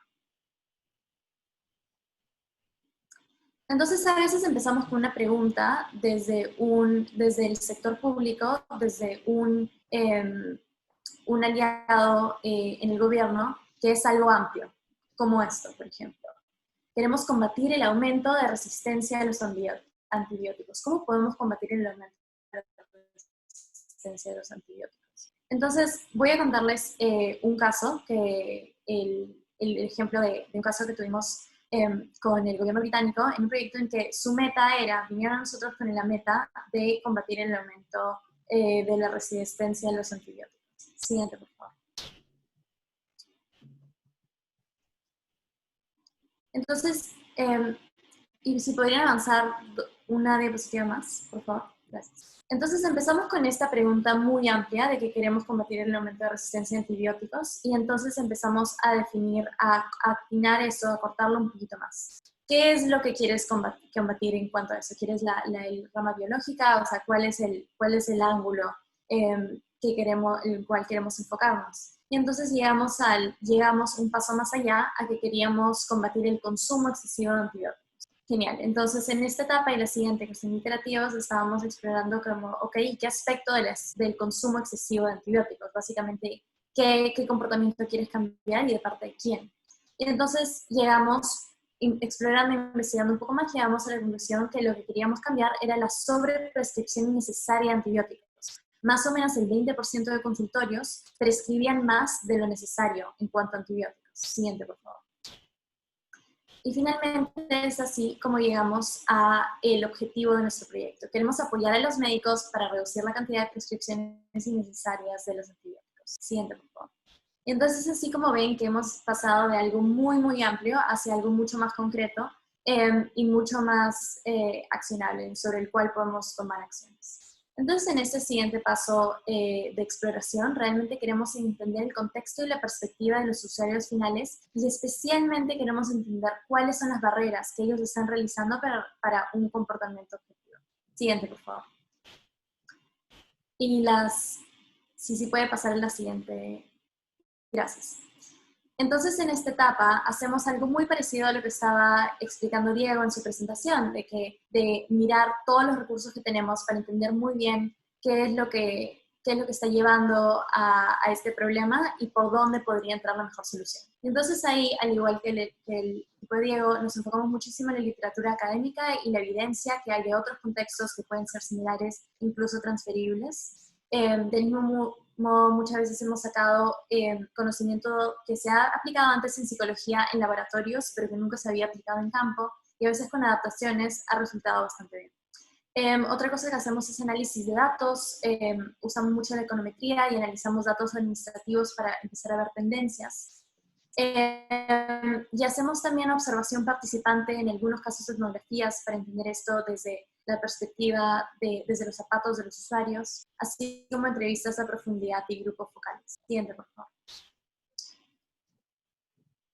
Entonces, en ese sentido, nosotros vemos, acá por ejemplo hay un ejemplo de data que analizamos. Cuando hicimos entrevistas para este proyecto, todos nos decían, pues yo no prescribo más antibióticos de lo necesario, como no es algo que normalmente hago, pero teníamos la posibilidad de mirar la data casi a nivel individual, a nivel de consultorio, sobre cuál era la tasa de sobreprescripción que tenían los médicos, y eso nos dio información muy, muy interesante y muy rica para poder entender cuál era el problema y a quién enfocarlo.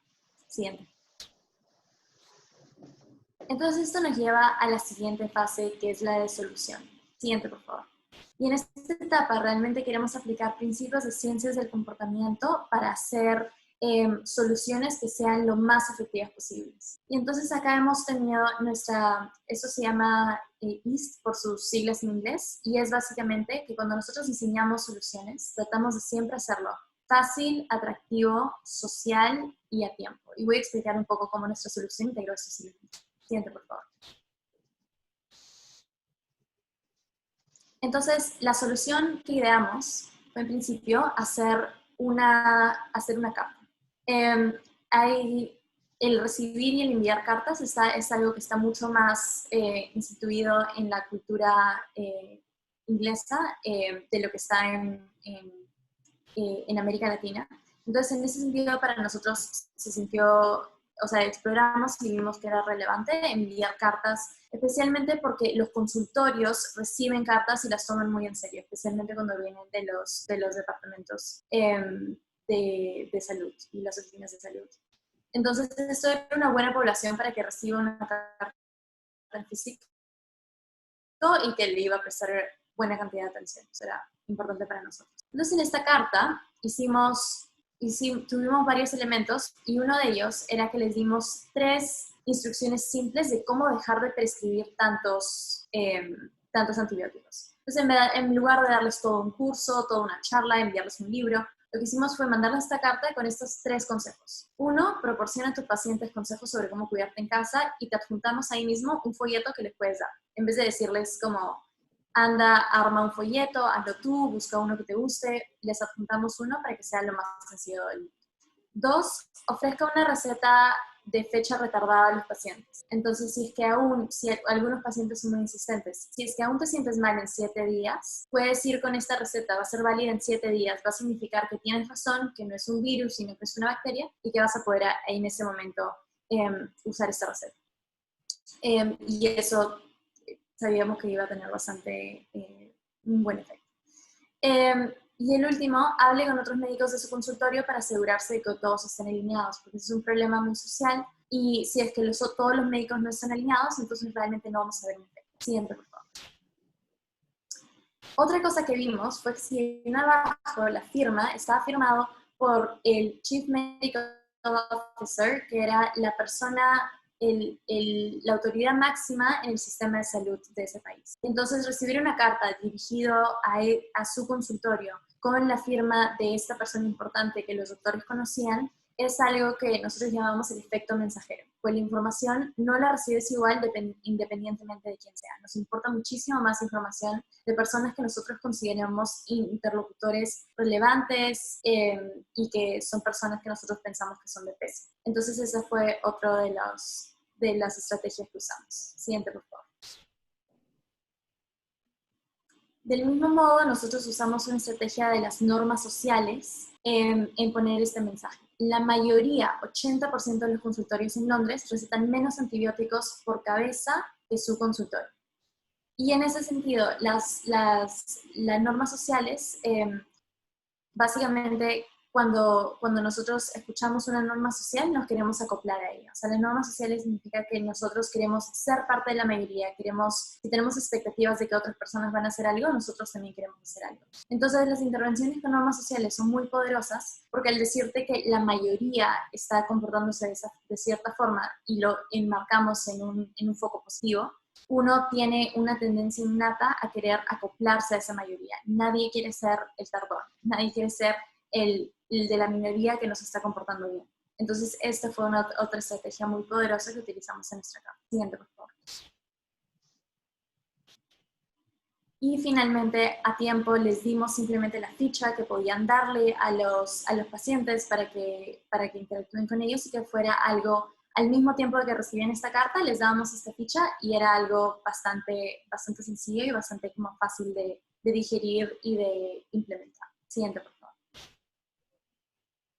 Entonces acá llevamos a la etapa de evaluación experimental de nuestra intervención. Siguiente, por favor.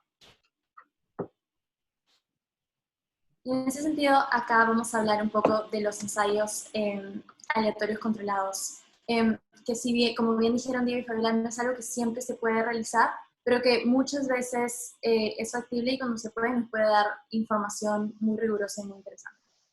Entonces acá un experimento aleatorio controlado simplemente significa que empezamos con una muestra elegible. En este caso eran como 1.500 consultorios de los 20% que más recetaban antibióticos. Siguiente, por favor.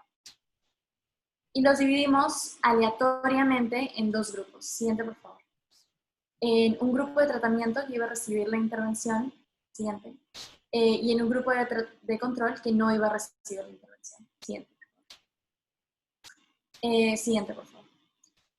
¿Y cómo aseguramos que el grupo de control no se exponga a la intervención? En ese sentido, pues puede ser muy difícil, una vez que ya empezaste la intervención, puede ser casi tan difícil como mantener a esos gatitos en línea, pero lo que puede ser muy útil es hacerlo al inicio de la intervención y hacerlo a un nivel, en nuestro caso, a un nivel de consultorio, en que no vayan a lo que nosotros llamamos contaminarse los grupos. Siguiente, por favor. Entonces, luego de eso, que tenemos esos dos grupos, un grupo que recibió la intervención, otro grupo que no la recibió, medimos la diferencia en el ratio de prescripción de antibióticos por cabeza y la comparamos. Siguiente, por favor. Y esto fue lo que vimos. Entonces, acá tenemos la tendencia de la prescripción de antibióticos, solo el grupo de control. Y si es que no hubiéramos tenido un grupo de tratamiento y un grupo de control, solo hubiéramos visto una línea parecida a esta. Entonces, podemos ver cómo se mueve de forma ascendente, descendente, de acuerdo a la estacionalidad. Los meses de noviembre a febrero son cuando hace frío en Reino Unido, entonces eso tiene sentido. Pero, siguiente, por favor. Vemos esta otra línea roja, en que acá realmente podemos ver el efecto. Si solo hubiéramos visto la línea roja, hubiera sido muy difícil saber cuál era el efecto total de nuestra intervención. Pero ya que tuvimos un grupo de tratamiento y un grupo de control, pudimos medir exactamente el efecto de nuestra intervención. El ratio de prescripción de antibióticos del grupo de tratamiento fue alrededor de 3.3% más bajo en el grupo de intervención. Y esto es el poder de las evaluaciones, es el poder decirte en qué porcentaje, qué significa esto para ti como hacedor de política, qué significa para ti esto como tomador de decisiones, y cuál es el nivel de costo-eficiencia de esta intervención. Siguiente, por favor. Siguiente, por favor. Entonces, hablando del nivel de costo-eficiencia, a veces cuando hablamos en porcentajes y los porcentajes son pequeños, no se siente como muchísimo, pero recordemos que estamos hablando de un sistema de salud nacional, de un país entero. Entonces acá lo que a eso se tradujo fue que esta carta llevó alrededor de 73.000 menos dosis recetadas en 791 consultorios. Y esto fue un ahorro directo para el sector público, solo de esta evaluación experimental.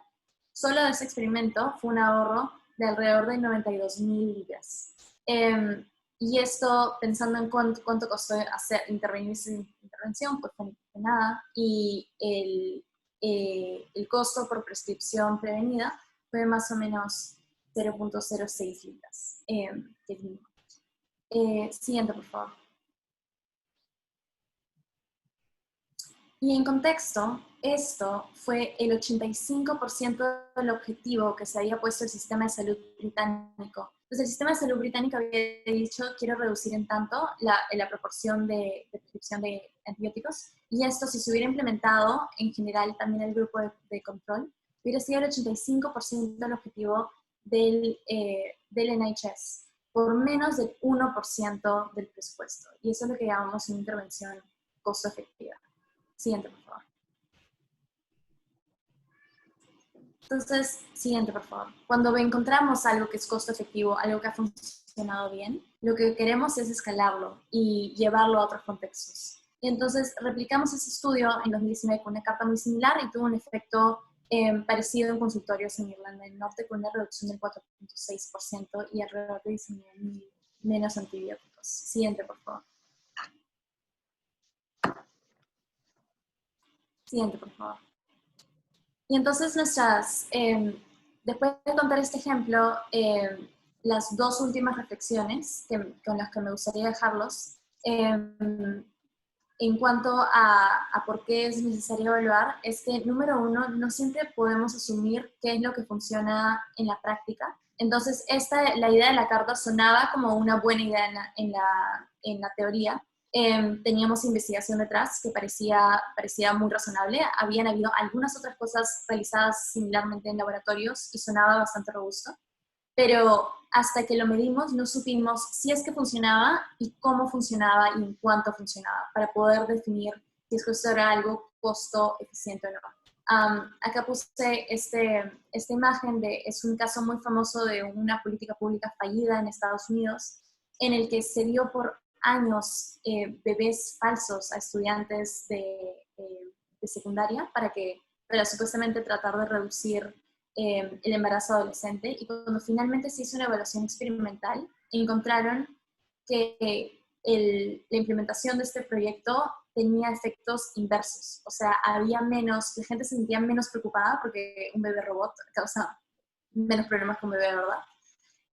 Y la gente se sentía menos preocupada y menos ansiosa con el hecho de tener un bebé, y de algún modo esto llevaba a un incremento en embarazos. Un incremento pequeño, pero igual era exactamente lo contrario a lo que ellos habían querido. Y segundo, que lo que funciona en un contexto no necesariamente funciona en otro. O sea, hemos contado cómo esto ha funcionado en Reino Unido. En Reino Unido usamos muchísimas cartas, pero en otro contexto, por ejemplo en Guatemala, donde hemos trabajado muchísimo, utilizamos otro tipo de mecanismos y otro tipo de principios de ciencia del comportamiento que funcionan mucho mejor. Entonces, simplemente el trasladar algo que funcionó bien exactamente igual a otro contexto no tendría mucho efecto, pero eso es algo que también no se sabe hasta que se utilizan evaluaciones. Siguiente, por favor. Y con eso termino. Muchísimas gracias y quedo atenta a sus preguntas. Gracias. Muchas gracias, Paloma. Bueno, estuve escuchando a los tres, hay mucho por preguntar, están llegando también preguntas. Me gustaría hacer una síntesis, hay muchas coincidencias, muchos temas interesantes que los tres han tocado. Definitivamente hay que entender el problema, definir el objetivo y el alcance. En este proceso es importante conocer al usuario, identificar sus necesidades y saber cómo se comportan en un contexto real. Hay que comprender ese contexto y estas perspectivas de estos usuarios finales, ¿no? No podemos asumir que lo que funciona, qué es lo que funciona en la práctica, y lo que funciona en un contexto no necesariamente funciona en otro. Tenemos que identificar diversas alternativas de solución a las necesidades. La evaluación nos permite conocer si las innovaciones desarrolladas cumplen con su objetivo, y también evaluar las características que deben cumplir las innovaciones, ¿no? Nos permite medir, identificar alertas, mejorar y tomar decisiones. También la evaluación permite aprender, realizar proyectos, es innovación social. Es un poco las notas que tomaba a modo de resumen. Súper interesante lo que comentaron. Yo tengo algunas preguntas. Vamos a ir conversando, intercalando con las preguntas que nos están llegando. Quizás primero empezaríamos con Fabiola. Fabiola, en tu experiencia, tú tienes mucho tiempo en experiencia en el sector público, en el sector privado. ¿Cómo crees que se ha desplegado en el Perú la evaluación en proyectos de innovación social? Yo creo que en general en evaluación hemos avanzado muchísimo en los últimos años, ¿no? Estaba tratando de hacer memoria, hacia el año 2013 empezaban a surgir las primeras oficinas de evaluación, sobre todo las instituciones públicas, que es un paso importante como para ir generando agendas de evaluación sobre las intervenciones públicas. Y ahora hemos llegado a un punto en el que muchos ministerios ya tienen oficinas que están pensando esto de manera sistemática y no como cosas aisladas, como la evaluación no aislada de un programa, sino como una intervención, un pilar dentro de la gestión pública. Incluso tenemos instalados en el sector público laboratorios como el INELab Social, como el INOLab, que de manera sistemática ya han pasado por varias iteraciones de innovación basada en evidencia.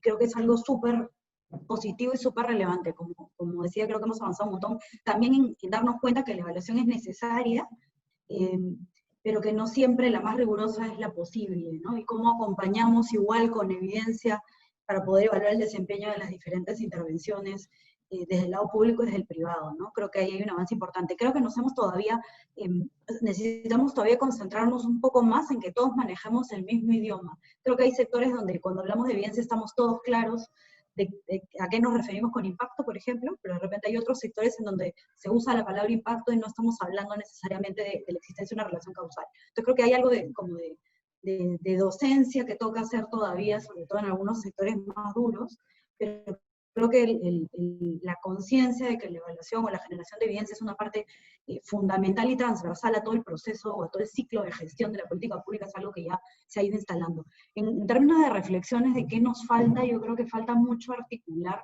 las decisiones de toma de presupuesto con la evidencia que vamos generando de las innovaciones o de la propia política pública, ¿no? Vamos generando información, pero no siempre está conectado con, ok, estas son las intervenciones que van a recibir mayor prioridad o mayor presupuesto. Y una reflexión ya más desde el rol que me toca jugar a mí ahora, cuando hablamos de ONGs o desde el privado, tenemos una capacidad de llegar a una escala mucho menor de la que tiene el sector público, ¿no? Entonces yo puedo encontrar en mi espacio algo que funciona, y quiero llevarla, quiero articularme con la política pública para que esto llegue a nivel nacional, y claramente está bien que me demanden evidencia para poder tomar esa decisión. Pero si no somos conscientes que tenemos que construir esa evidencia juntos, vamos a seguir con el huevo y la gallina, ¿no? Porque una ONG por sí sola difícilmente va a poder tener el alcance necesario para tener la evaluación de impacto más rigurosa posible, ¿no? Entonces tengo que trabajarlo necesariamente con el Estado y pilotear juntos en el contexto en el que va a tocar esa implementación a escala nacional y aprender juntos de ese proceso para que pueda llegar luego a una escala nacional. Pero si el sector público me dice, revisa, dime que funciona en un contexto como el mío y tráeme la evidencia, vamos a estar siempre como persiguiéndonos y no encontrando la solución. Entonces creo que ese es un argumento para buscar como mayores puentes, mayor comunicación entre la política pública y los que estamos fuera, tratando de contribuir también, para que justamente donde hay una idea que funcione, pueda llegar a escala, máxima escala posible, pueda trascender fronteras, ¿no? Que finalmente es el objetivo de todos los que estamos trabajando en programas de desarrollo. Interesante, desde tu perspectiva, digamos, desde el sector ahora privado, si tuvieses que decir, ¿cuál es el mayor reto para desplegar estos proyectos? Yo creo que un poco el tema es la articulación, ¿no? Nosotros, por ejemplo, en el caso de Aporta, y en particular el proyecto en el que yo estoy, tenemos ese convencimiento de que hay que generar evidencia para ir avanzando, para gestionar mejor nuestro proyecto y para asegurarnos de que es efectivo y que lo podamos llevar a escala. Pero claramente no estamos pensando solamente en nuestras unidades de negocio, en nuestras zonas de influencia. En el caso del proyecto VOLAR, que está enfocado en desarrollo infantil temprano, hemos validado el potencial del modelo para realmente asegurar que los niños cumplan con los hitos de desarrollo esperados para su edad. ¿Y qué es lo que quisiéramos? Poder llevar esto a escala nacional, ¿no? Entonces, estamos buscando siempre la forma de articularnos con el Programa Nacional Cuna Más, que atiende a niños entre 0 y 3 años, tratando de articularnos con el Ministerio de Educación para compartir los aprendizajes que tenemos y para que juntos podamos llevar esta implementación a una escala mayor que pueda tener una evidencia lo más rigurosa posible, que se convierta en una política. Eso sería lo ideal para nosotros, ¿no? Ahora, la articulación con el sector público no siempre es sencilla, ¿no? Comenzando porque tenemos mucha rotación. En el sector público a veces estamos como a punto de sacar algo con una institución y nos cambiaron a la cabeza y toca como comenzar de nuevo a volver a convencer que esto es algo que tiene valor. Pero creo que es algo con lo que hay que vivir porque lamentablemente el sector público tiene ese dinamismo, ¿no? Pero yo creo que, sobre todo en contextos como el que estamos viviendo ahorita, donde estamos todos claros de que no podemos desperdiciar tiempo y que necesitamos poner en valor las buenas ideas, creo que se han abierto mucho más las puertas, es más fácil para nosotros ahora desde el privado lograr que el público quiera adoptar las buenas ideas que hemos demostrado que funcionan y tienen potencial. Creo que la coyuntura, como nos ha alineado a todos en la misma dirección, estando conscientes que no podemos echarnos a diseñar cosas solos cuando hay alguien que ya lo probó y que puede ponerlo en valor y estar dispuesto a compartirlo, ¿no? Creo que ha mejorado un poco esa coyuntura para articularnos, pero creemos que es un tema clave porque, como decía, estamos finalmente pensando en generar oportunidades que trasciendan no solo en las zonas en las que nos toca operar a nosotros, sino a nivel nacional. Esta pertenencia de ecosistema, ¿no? Totalmente. Sí. Seguimos con Diego. Diego, me gustaría que me cuentes cuáles son las condiciones necesarias para establecer este ciclo de innovación dentro de un espacio del sector público. Porque, claro, escuchamos diferentes experiencias, definitivamente podemos hablar de una misma evaluación, etapas muy similares, pero ¿cuáles son las otras podría decirse, condiciones y también retos que tienes tú dentro del sector público para poder desarrollar innovación social? Bueno, Carolina, gracias por la pregunta. Bueno, condiciones, empezando por las condiciones. Bueno, tuvimos suerte del Ministerio de Desarrollo e Inclusión Social, o la isla social que fue creada por resolución ministerial, ¿no? Y entonces, eso fue como que la primera piedra, bueno, ya se empezaba, claro, ya se empezaba a hablar de tema de innovaciones y evaluación antes, ¿no? Pero generar un espacio específico que vea el tema de innovación, empezó con la resolución ministerial que creó la isla social en el 2016. Y a partir de ese punto, muchos retos, ¿no? Primero de ellos, también como lo mencionó un poco Fabiola, es el tema, claro, que a algunas instancias les puede parecer interesante, pero luego empieza el tema de rotación y el tema de innovación quizá puede caer un poco más de lado, ¿no? Entonces, una de las primeras condiciones es generar una articulación primero dentro del propio ministerio, ¿no? Saber qué puede aportar cada dirección, cada distinta dirección dentro del ciclo de innovación y formarlos y hacerlos parte de él, ¿no? Que de ese ciclo, que se apropien de ese ciclo, una alianza muy importante dentro del ciclo de innovación, y hacer que ellos participen en esos talleres y formen parte del ciclo. Ellos mismos después empiezan a preguntar, ¿no? Oye, ¿qué pasó con el trabajo que realizamos? ¿Cuál es el siguiente paso? Me interesa mucho. Y además, claro, generar espacios de sensibilización de la innovación a todo nivel, ¿no?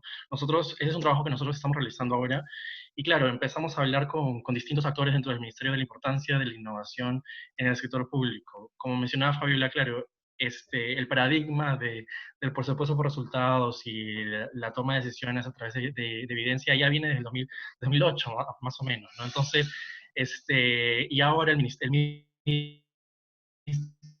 tiene una evaluación de casi todos los programas sociales.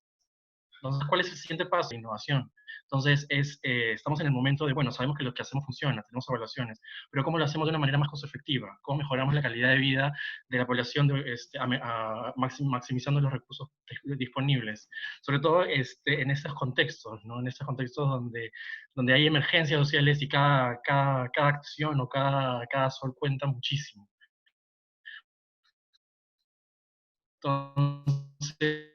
Entonces, claro, va por estos lados. Primero, sensibilizar a todos los actores, hacer un trabajo hormiga desde nuestros propios aliados en la dirección hasta el mayor nivel posible. Y lo otro, identificar aliados, de ya definir en qué parte pueden ingresar y aportar más dentro del ciclo de innovación, ¿no? Por ese lado creo que podría ir las condiciones. Vamos a Paloma. ¿Cuál ha sido en tu experiencia, Paloma, la diferencia entre utilizar evaluaciones rápidas y experimentales, y para qué tipo de proyectos o cómo se han complementado, y las diferencias en su uso para innovación? Cuéntanos un poco en el uso de estas evaluaciones. Sí, con gusto. Bueno, creo que es una pregunta interesante porque se usan en momentos distintos, en el sentido en que ambas creo que son importantes, y yo le pondría un poco más de peso a las evaluaciones finales experimentales, que finalmente nos dan los resultados de un proyecto, de un proceso. Entonces, por ejemplo, tenemos dentro del proceso, que más o menos los tres hemos hablado de forma bastante similar y coherente. En el diseño de solución es donde yo pondría las evaluaciones rápidas, y ya como luego de la implementación, en el resultado, y para ver las variables de resultado, es que yo pondría las evaluaciones experimentales, que son algo de mayor envergadura.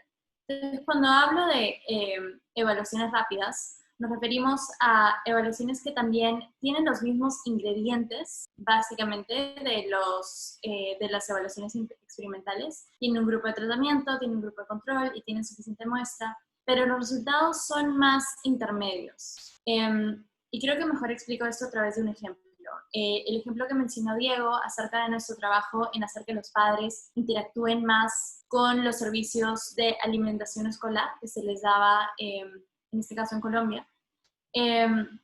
Lo que nosotros hicimos fue, primero queríamos enviar mensajes a padres de familia, pero primero queríamos saber cuál va a ser el mensaje más efectivo. Entonces, antes de tirar todas nuestras balas con un mensaje que no sabíamos si iba a funcionar bien, y enviar ese mensaje a todos los padres de una gran muestra, empezamos con un piloto, con una muestra un poco más limitada, pero con aún suficiente muestra como para darnos un estimado. Y empezamos así. Primero tratamos, ¿qué pasa si les enviamos el mensaje en la tarde? ¿Y qué pasa si se lo enviamos en la mañana? ¿Cuál funciona mejor? Nosotros queríamos que nos respondan con un sí o con un no. Le hice ese mensaje, que nos respondan básicamente como que tu hijo comió esto durante el día, sí o no. Entonces lo hicimos, tratamos de ver si funcionaba mejor en la mañana y en la tarde, y vimos cuál funcionaba. Luego, si es que funciona mejor diciéndole los 3 ingredientes que debió haber comido su comida, por ejemplo, no sé, menestras, carne y arroz, o solo un ingrediente, básicamente carne, que es el más importante. Luego medimos si es que funciona mejor solo hola o hola María, hacer un mensaje personalizado. Entonces fuimos armando así diferentes iteraciones del mensaje para ver cuál era el más efectivo para finalmente utilizar ese mensaje, y fue ese mensaje el que enviamos a toda nuestra población.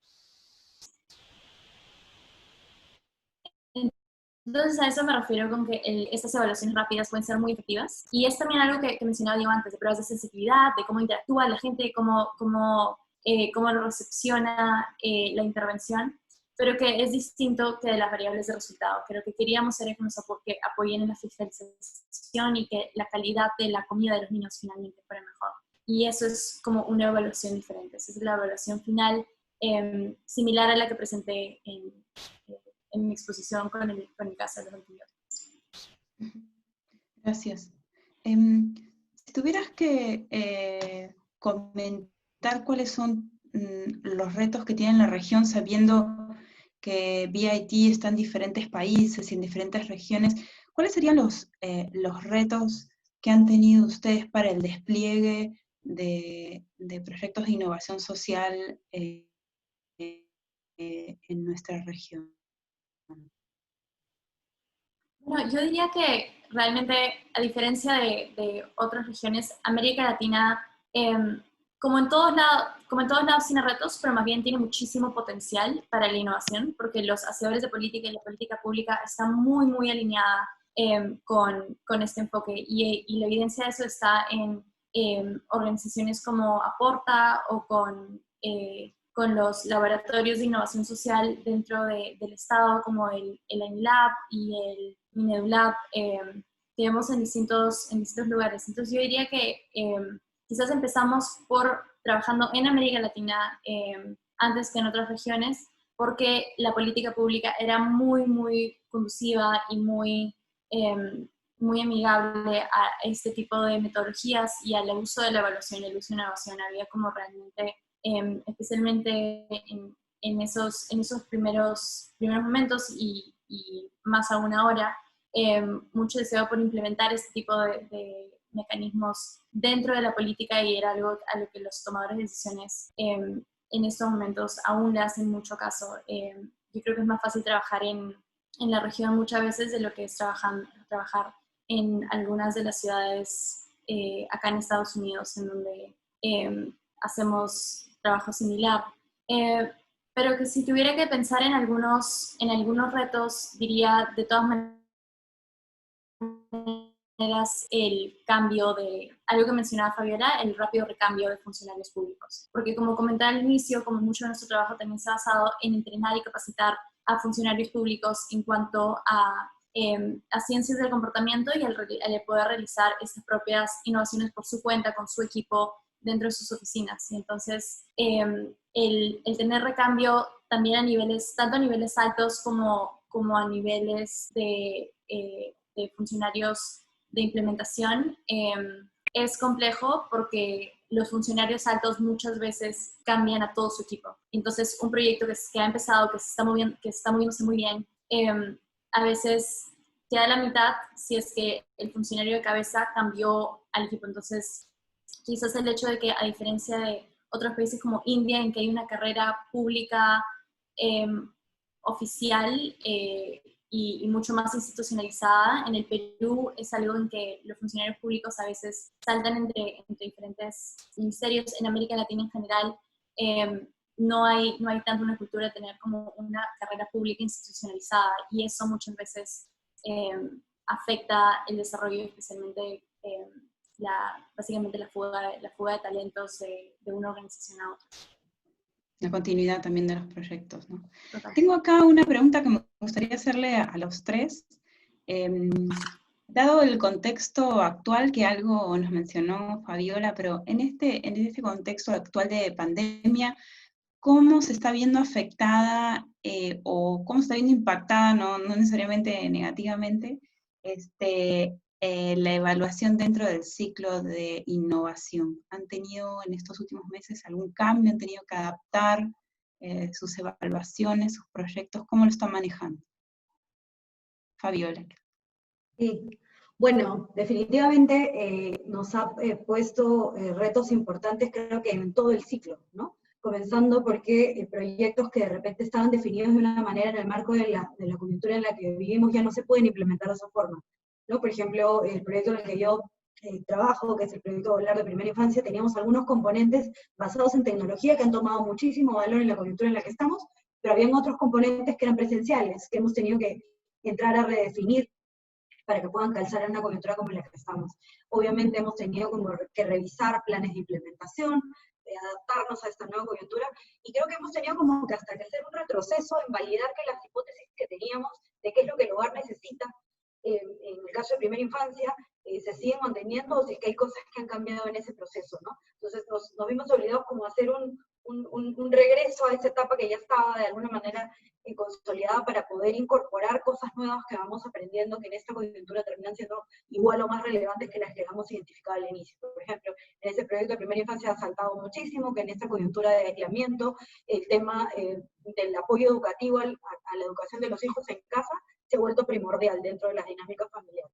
Entonces, ¿cómo no oír ese reclamo del hogar de si me vas a traer consejería sobre la crianza de mi niño, cómo no me vas a hablar de la educación si este es el problema más importante que tengo en este momento? Entonces nos obliga a hacer revisiones de lo que de lo que hemos diseñado, de lo que vamos a implementar, y claramente en términos de evaluación habrán cosas que se podrán medir en un corto plazo, hay otras que ya no se van a poder medir tan pronto porque estamos enfrentando una cultura como un poco distinta, y sincerar esa medición en el proceso que yo creo que voy a poder seguir este año, o en los plazos que se van a ver como de repente dilatados, y sobre todo en el momento en el que yo creo que finalmente la intervención tiene la posibilidad de generar impacto, ¿no? Antes considerábamos que necesitábamos, no sé, 8 meses para que maduren los efectos de la intervención que yo despliego, de repente ahora toca revisar ese número, porque ese benchmark de 8 meses para medir venía de una realidad totalmente diferente a la que enfrentamos ahora, ¿no? Pensando en primera infancia, ahora los hogares ya no solo enfrentan necesidades de información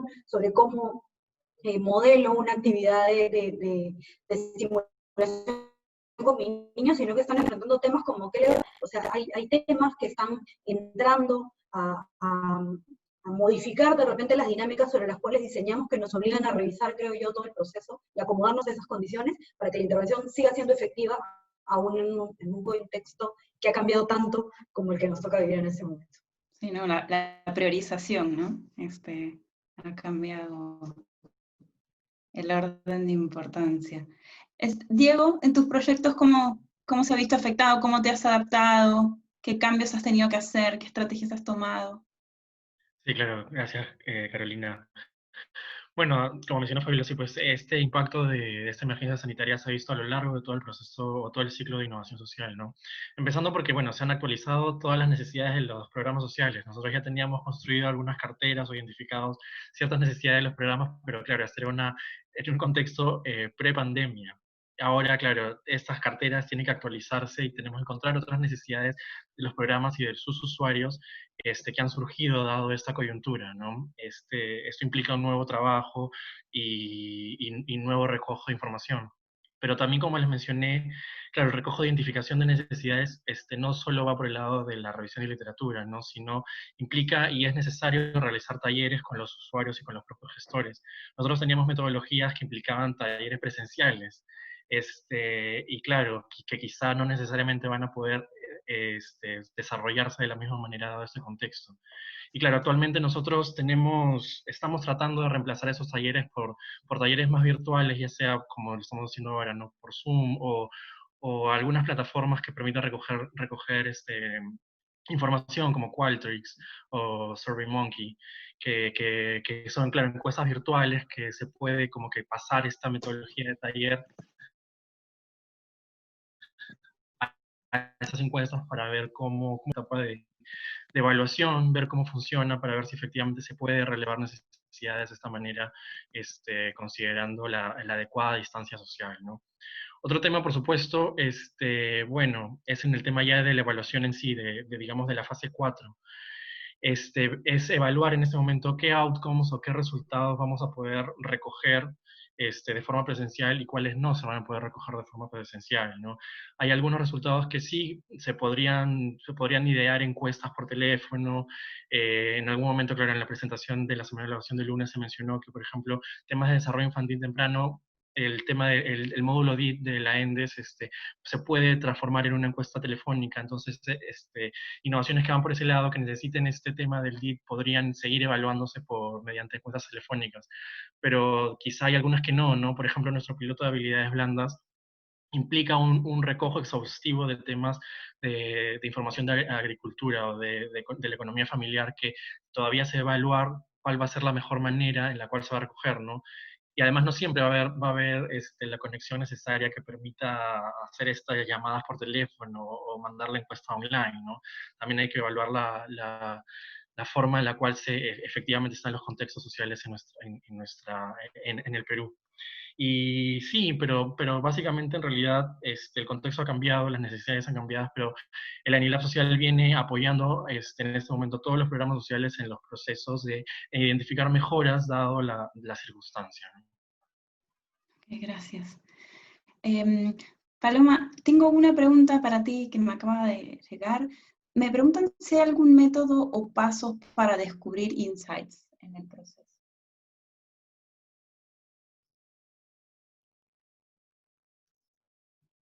No sé si Paloma me escucha. Sí, si pueden desbloquear el micrófono de Paloma, por favor. Gracias. Gracias. Sí, con gusto. La pregunta era si es que hay algún método para descubrir insights dentro de nuestros proyectos. Sí. Sí, bueno, diría que como si la pregunta va por el lado de como para descubrir cuáles son las barreras comportamentales y los elementos de como cambio de comportamiento a los que se debe orientar una solución.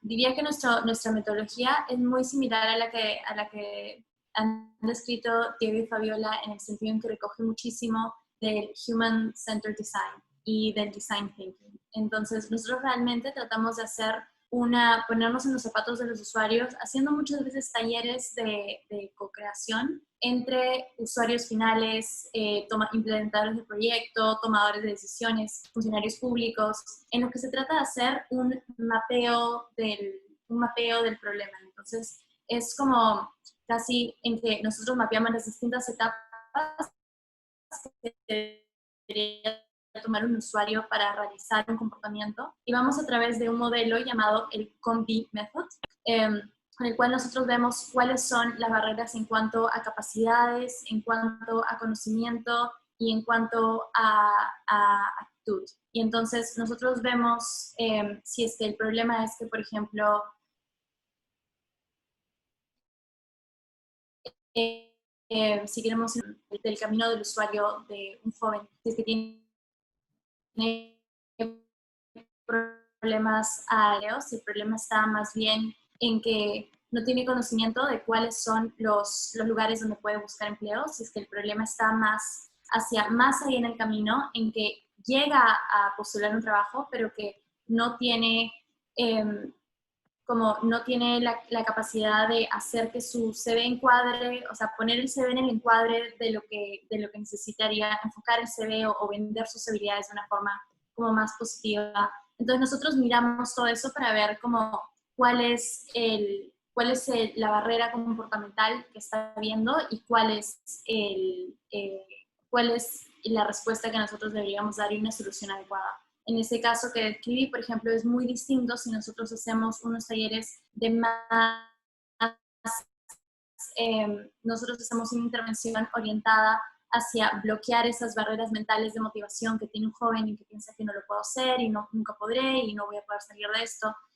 Esa es una intervención muy específica y muy distinta a por ejemplo, un checklist de algunas cosas que debes hacer y pasos fáciles que debes seguir para postular a un trabajo, o muy distinto a una base de datos que te lo ponga todo en bandeja y te lo haga así. Entonces, cuando nosotros hacemos esa exploración para ver como que cuál es la barrera que nosotros queremos combatir, hacemos este proceso de mapa de usuario, y para llegar a lo que es como evidencia en cuanto a ciencias del comportamiento, hacemos esta evaluación y sacamos algunos principios que muchas veces van muy, muy ligados en línea a otros conocimientos de la práctica y de la academia. Muchas gracias. Gracias, Paloma. En línea con esto que comentabas del Human Centered Design, tengo una última pregunta, quizás porque ya vamos avanzando con la agenda. Para quien la quiera contestar, si tuviesen que definir en un par de líneas este valor agregado de acuerdo a su experiencia de incorporar esta perspectiva del usuario final en la etapa de evaluación, en alguna experiencia que ustedes han vivido, de pensar en una solución y luego al momento de evaluar estos insights se han dado cuenta que el camino iba por otro lado, quizás no sé si alguno de ustedes.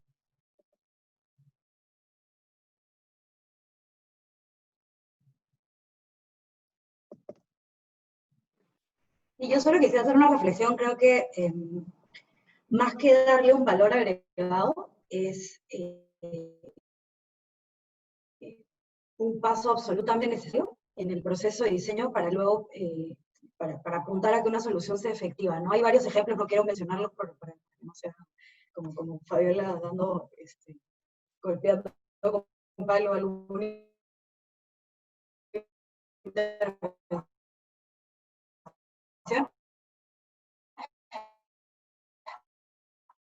Pero creo que hay varios ejemplos de militares como no lo usó. Entonces yo no puedo saber si es efectiva una política porque simplemente no hubo el take-up de la intervención. No salté ese paso tan elemental como que lo use para validar si finalmente el diseño me lleva al resultado.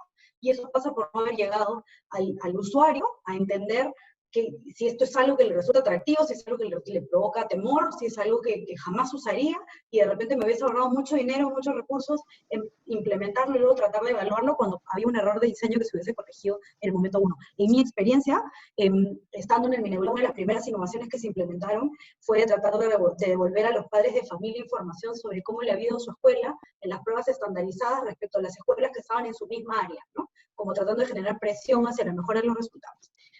Fue un proceso en el que tuvimos que innovar como muy rápido, de ver cómo nos montábamos sobre estructuras que existían para que sea de bajo costo esa evolución de resultados, ¿no? Cuando finalmente llegamos a la evaluación, que se montaba mucho sobre data administrativa para que realmente la evaluación cueste cero y la intervención cueste casi cero, llegamos a una conclusión de que no había funcionado. Y entrando un poco a desmarañar, nos encontramos con que había un supuesto súper fuerte que no se pudo superar, que es el director recibe estos reportes pensados en el padre de familia y se los tiene que entregar para que el padre conozca la situación de la escuela y pueda ejercer presión. Y algo tan simple como eso no ocurrió, porque claro, el director tenía el incentivo de no darle al padre de familia una hoja en la que me estaban llamando la atención. Entonces, algo tan simple como esta entrega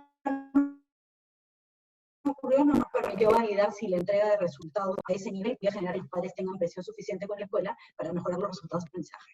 Y creo que ese es un aprendizaje súper valioso. Yo siempre lo cuento como uno de los proyectos que más valor le pudo haber traído al proceso, porque nos puso en evidencia eso, esa mejora que se tenía que hacer en el proceso mismo de innovación para asegurarnos que tenemos la perspectiva del usuario en el diseño para luego poder pensar en una solución efectiva. Muchas gracias Fabiola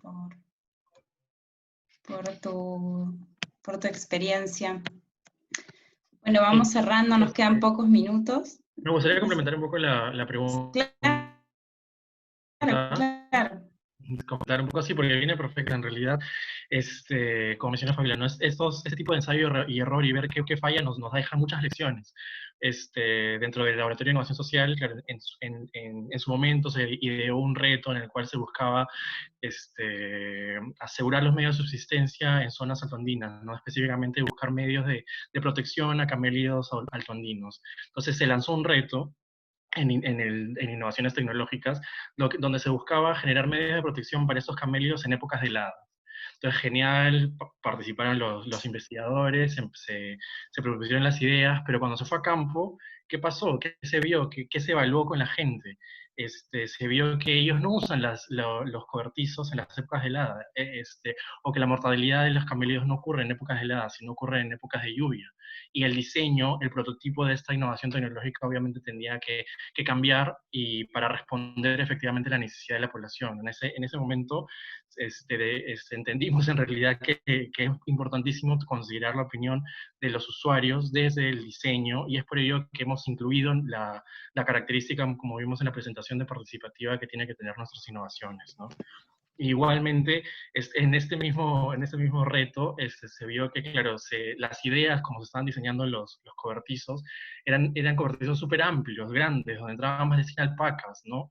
O más de 1000. Y claro, ¿qué usuario de MIDIS tiene más de 1000 alpacas? Entonces, nuevamente se tuvo que empezar a rediseñar, conversar con la población para entender efectivamente qué necesita y que se diseñe una innovación que finalmente sea usar y no sea algo hermoso, perfecto, pero que finalmente no tiene ninguna incidencia en la política pública, ¿no? Muchas gracias. Gracias, Diego. Bueno, ahora sí estamos llegando al final de este espacio.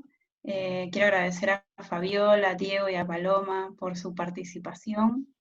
Muchas gracias por la invitación y por participar junto a este panel de esta charla enriquecedora. Un panel que nos ha compartido su experiencia, su aprendizaje en este proceso de evaluación, y sabemos que la apertura es una de las principales cualidades o aspectos para poder innovar en todos los ámbitos. Es importante compartir las experiencias, los aciertos, pero también los desaciertos, porque esto nos ayuda al aprendizaje colectivo. Hoy vimos que las evaluaciones nos permiten hasta optimizar recursos, hacer seguimiento, medir nuestros resultados, tener ese proceso de aprendizaje, de ensayo-error, para seguir definiendo el mejor camino para la innovación social. Estamos convencidos que tenemos que seguir trabajando en el principal objetivo, que son las personas. Ahí no hay discusión, pero son proyectos que tienen que ser diseñados para cada grupo y en el contexto en el que ellos se encuentran, ¿no? Todas estas iniciativas son posibles gracias al esfuerzo de las diferentes organizaciones, como hoy vimos, desde sus diferentes rol, públicas, privadas, organizaciones, pero estas organizaciones, estas iniciativas no se llevan a cabo solas, sino siempre son exitosas con el soporte, la apertura y la participación de diferentes actores, ¿no? Gobiernos, grupos de interés, comunidad y el ecosistema en general. Hemos escuchado algunos de los retos, sabemos que vamos a seguir teniendo retos, no es animarse, a seguir trabajando. Sabemos que esto tiene un tiempo, todos estos proyectos llevan un tiempo de desarrollo, no se hacen de la noche a la mañana, así es que también es un llamado a la comunidad a dar continuidad a estos proyectos, más allá de los cambios en los gobiernos, en los cambios de directivos, cabezas y líderes. Hay que tener un poco de paciencia y perseverancia. Tenemos que seguir trabajando como comunidad, seguir trabajando de manera colaborativa, y que esto nos permita generar redes de confianza para continuar desplegando iniciativas que mejore la calidad de vida de las personas. Así que bueno, sin más, volver a agradecerles a los tres. Y ahora sí me despido, gracias por la invitación. Le doy la palabra a Elmer Guerrero. Muchas gracias, Carolina. En realidad no quisiera extender mucho ya en la reunión, solamente recoger que ha habido en las tres experiencias que se han mostrado, ha habido coincidencias en la rigurosidad metodológica y los equipos multidisciplinarios que hay en cada una de estas instituciones donde se desarrolla innovación social. Rescato de cada uno, por ejemplo, en el caso de Fabiola, la importancia de la evidencia en todo el ciclo, desde el diseño, ¿ya? Y que una evaluación no sea mirada solamente al finalizar el ciclo de innovación, sino que la evaluación o la posibilidad de generar evidencia esté presente en todo el ciclo de la innovación. En ese mismo sentido, los equipos deben tener una ruta clara y con metodologías complementarias, como lo ha testificado Diego, para identificar necesidades de desarrollo de innovación, para desarrollar adecuados pilotos y, de ser el caso, su respectiva escala en la implementación. Finalmente, me encantó el mensaje de Paloma al decir que no debemos asumir qué es lo que funciona en la práctica. Debemos ver lo que funciona en un contexto, no necesariamente funciona en el otro. Estas experiencias estoy seguro que han sido enriquecedoras para todo el público presente, así es que sin más, agradezco a Fabiola, Paloma, Carolina y Diego, y los invito a visitar la página web de Evidencia MIDIS, donde podrán descargar las presentaciones y enterarse de todas las cosas que venimos haciendo desde el Ministerio de Desarrollo e Inclusión Social. Que tengan una bonita noche. Hasta pronto.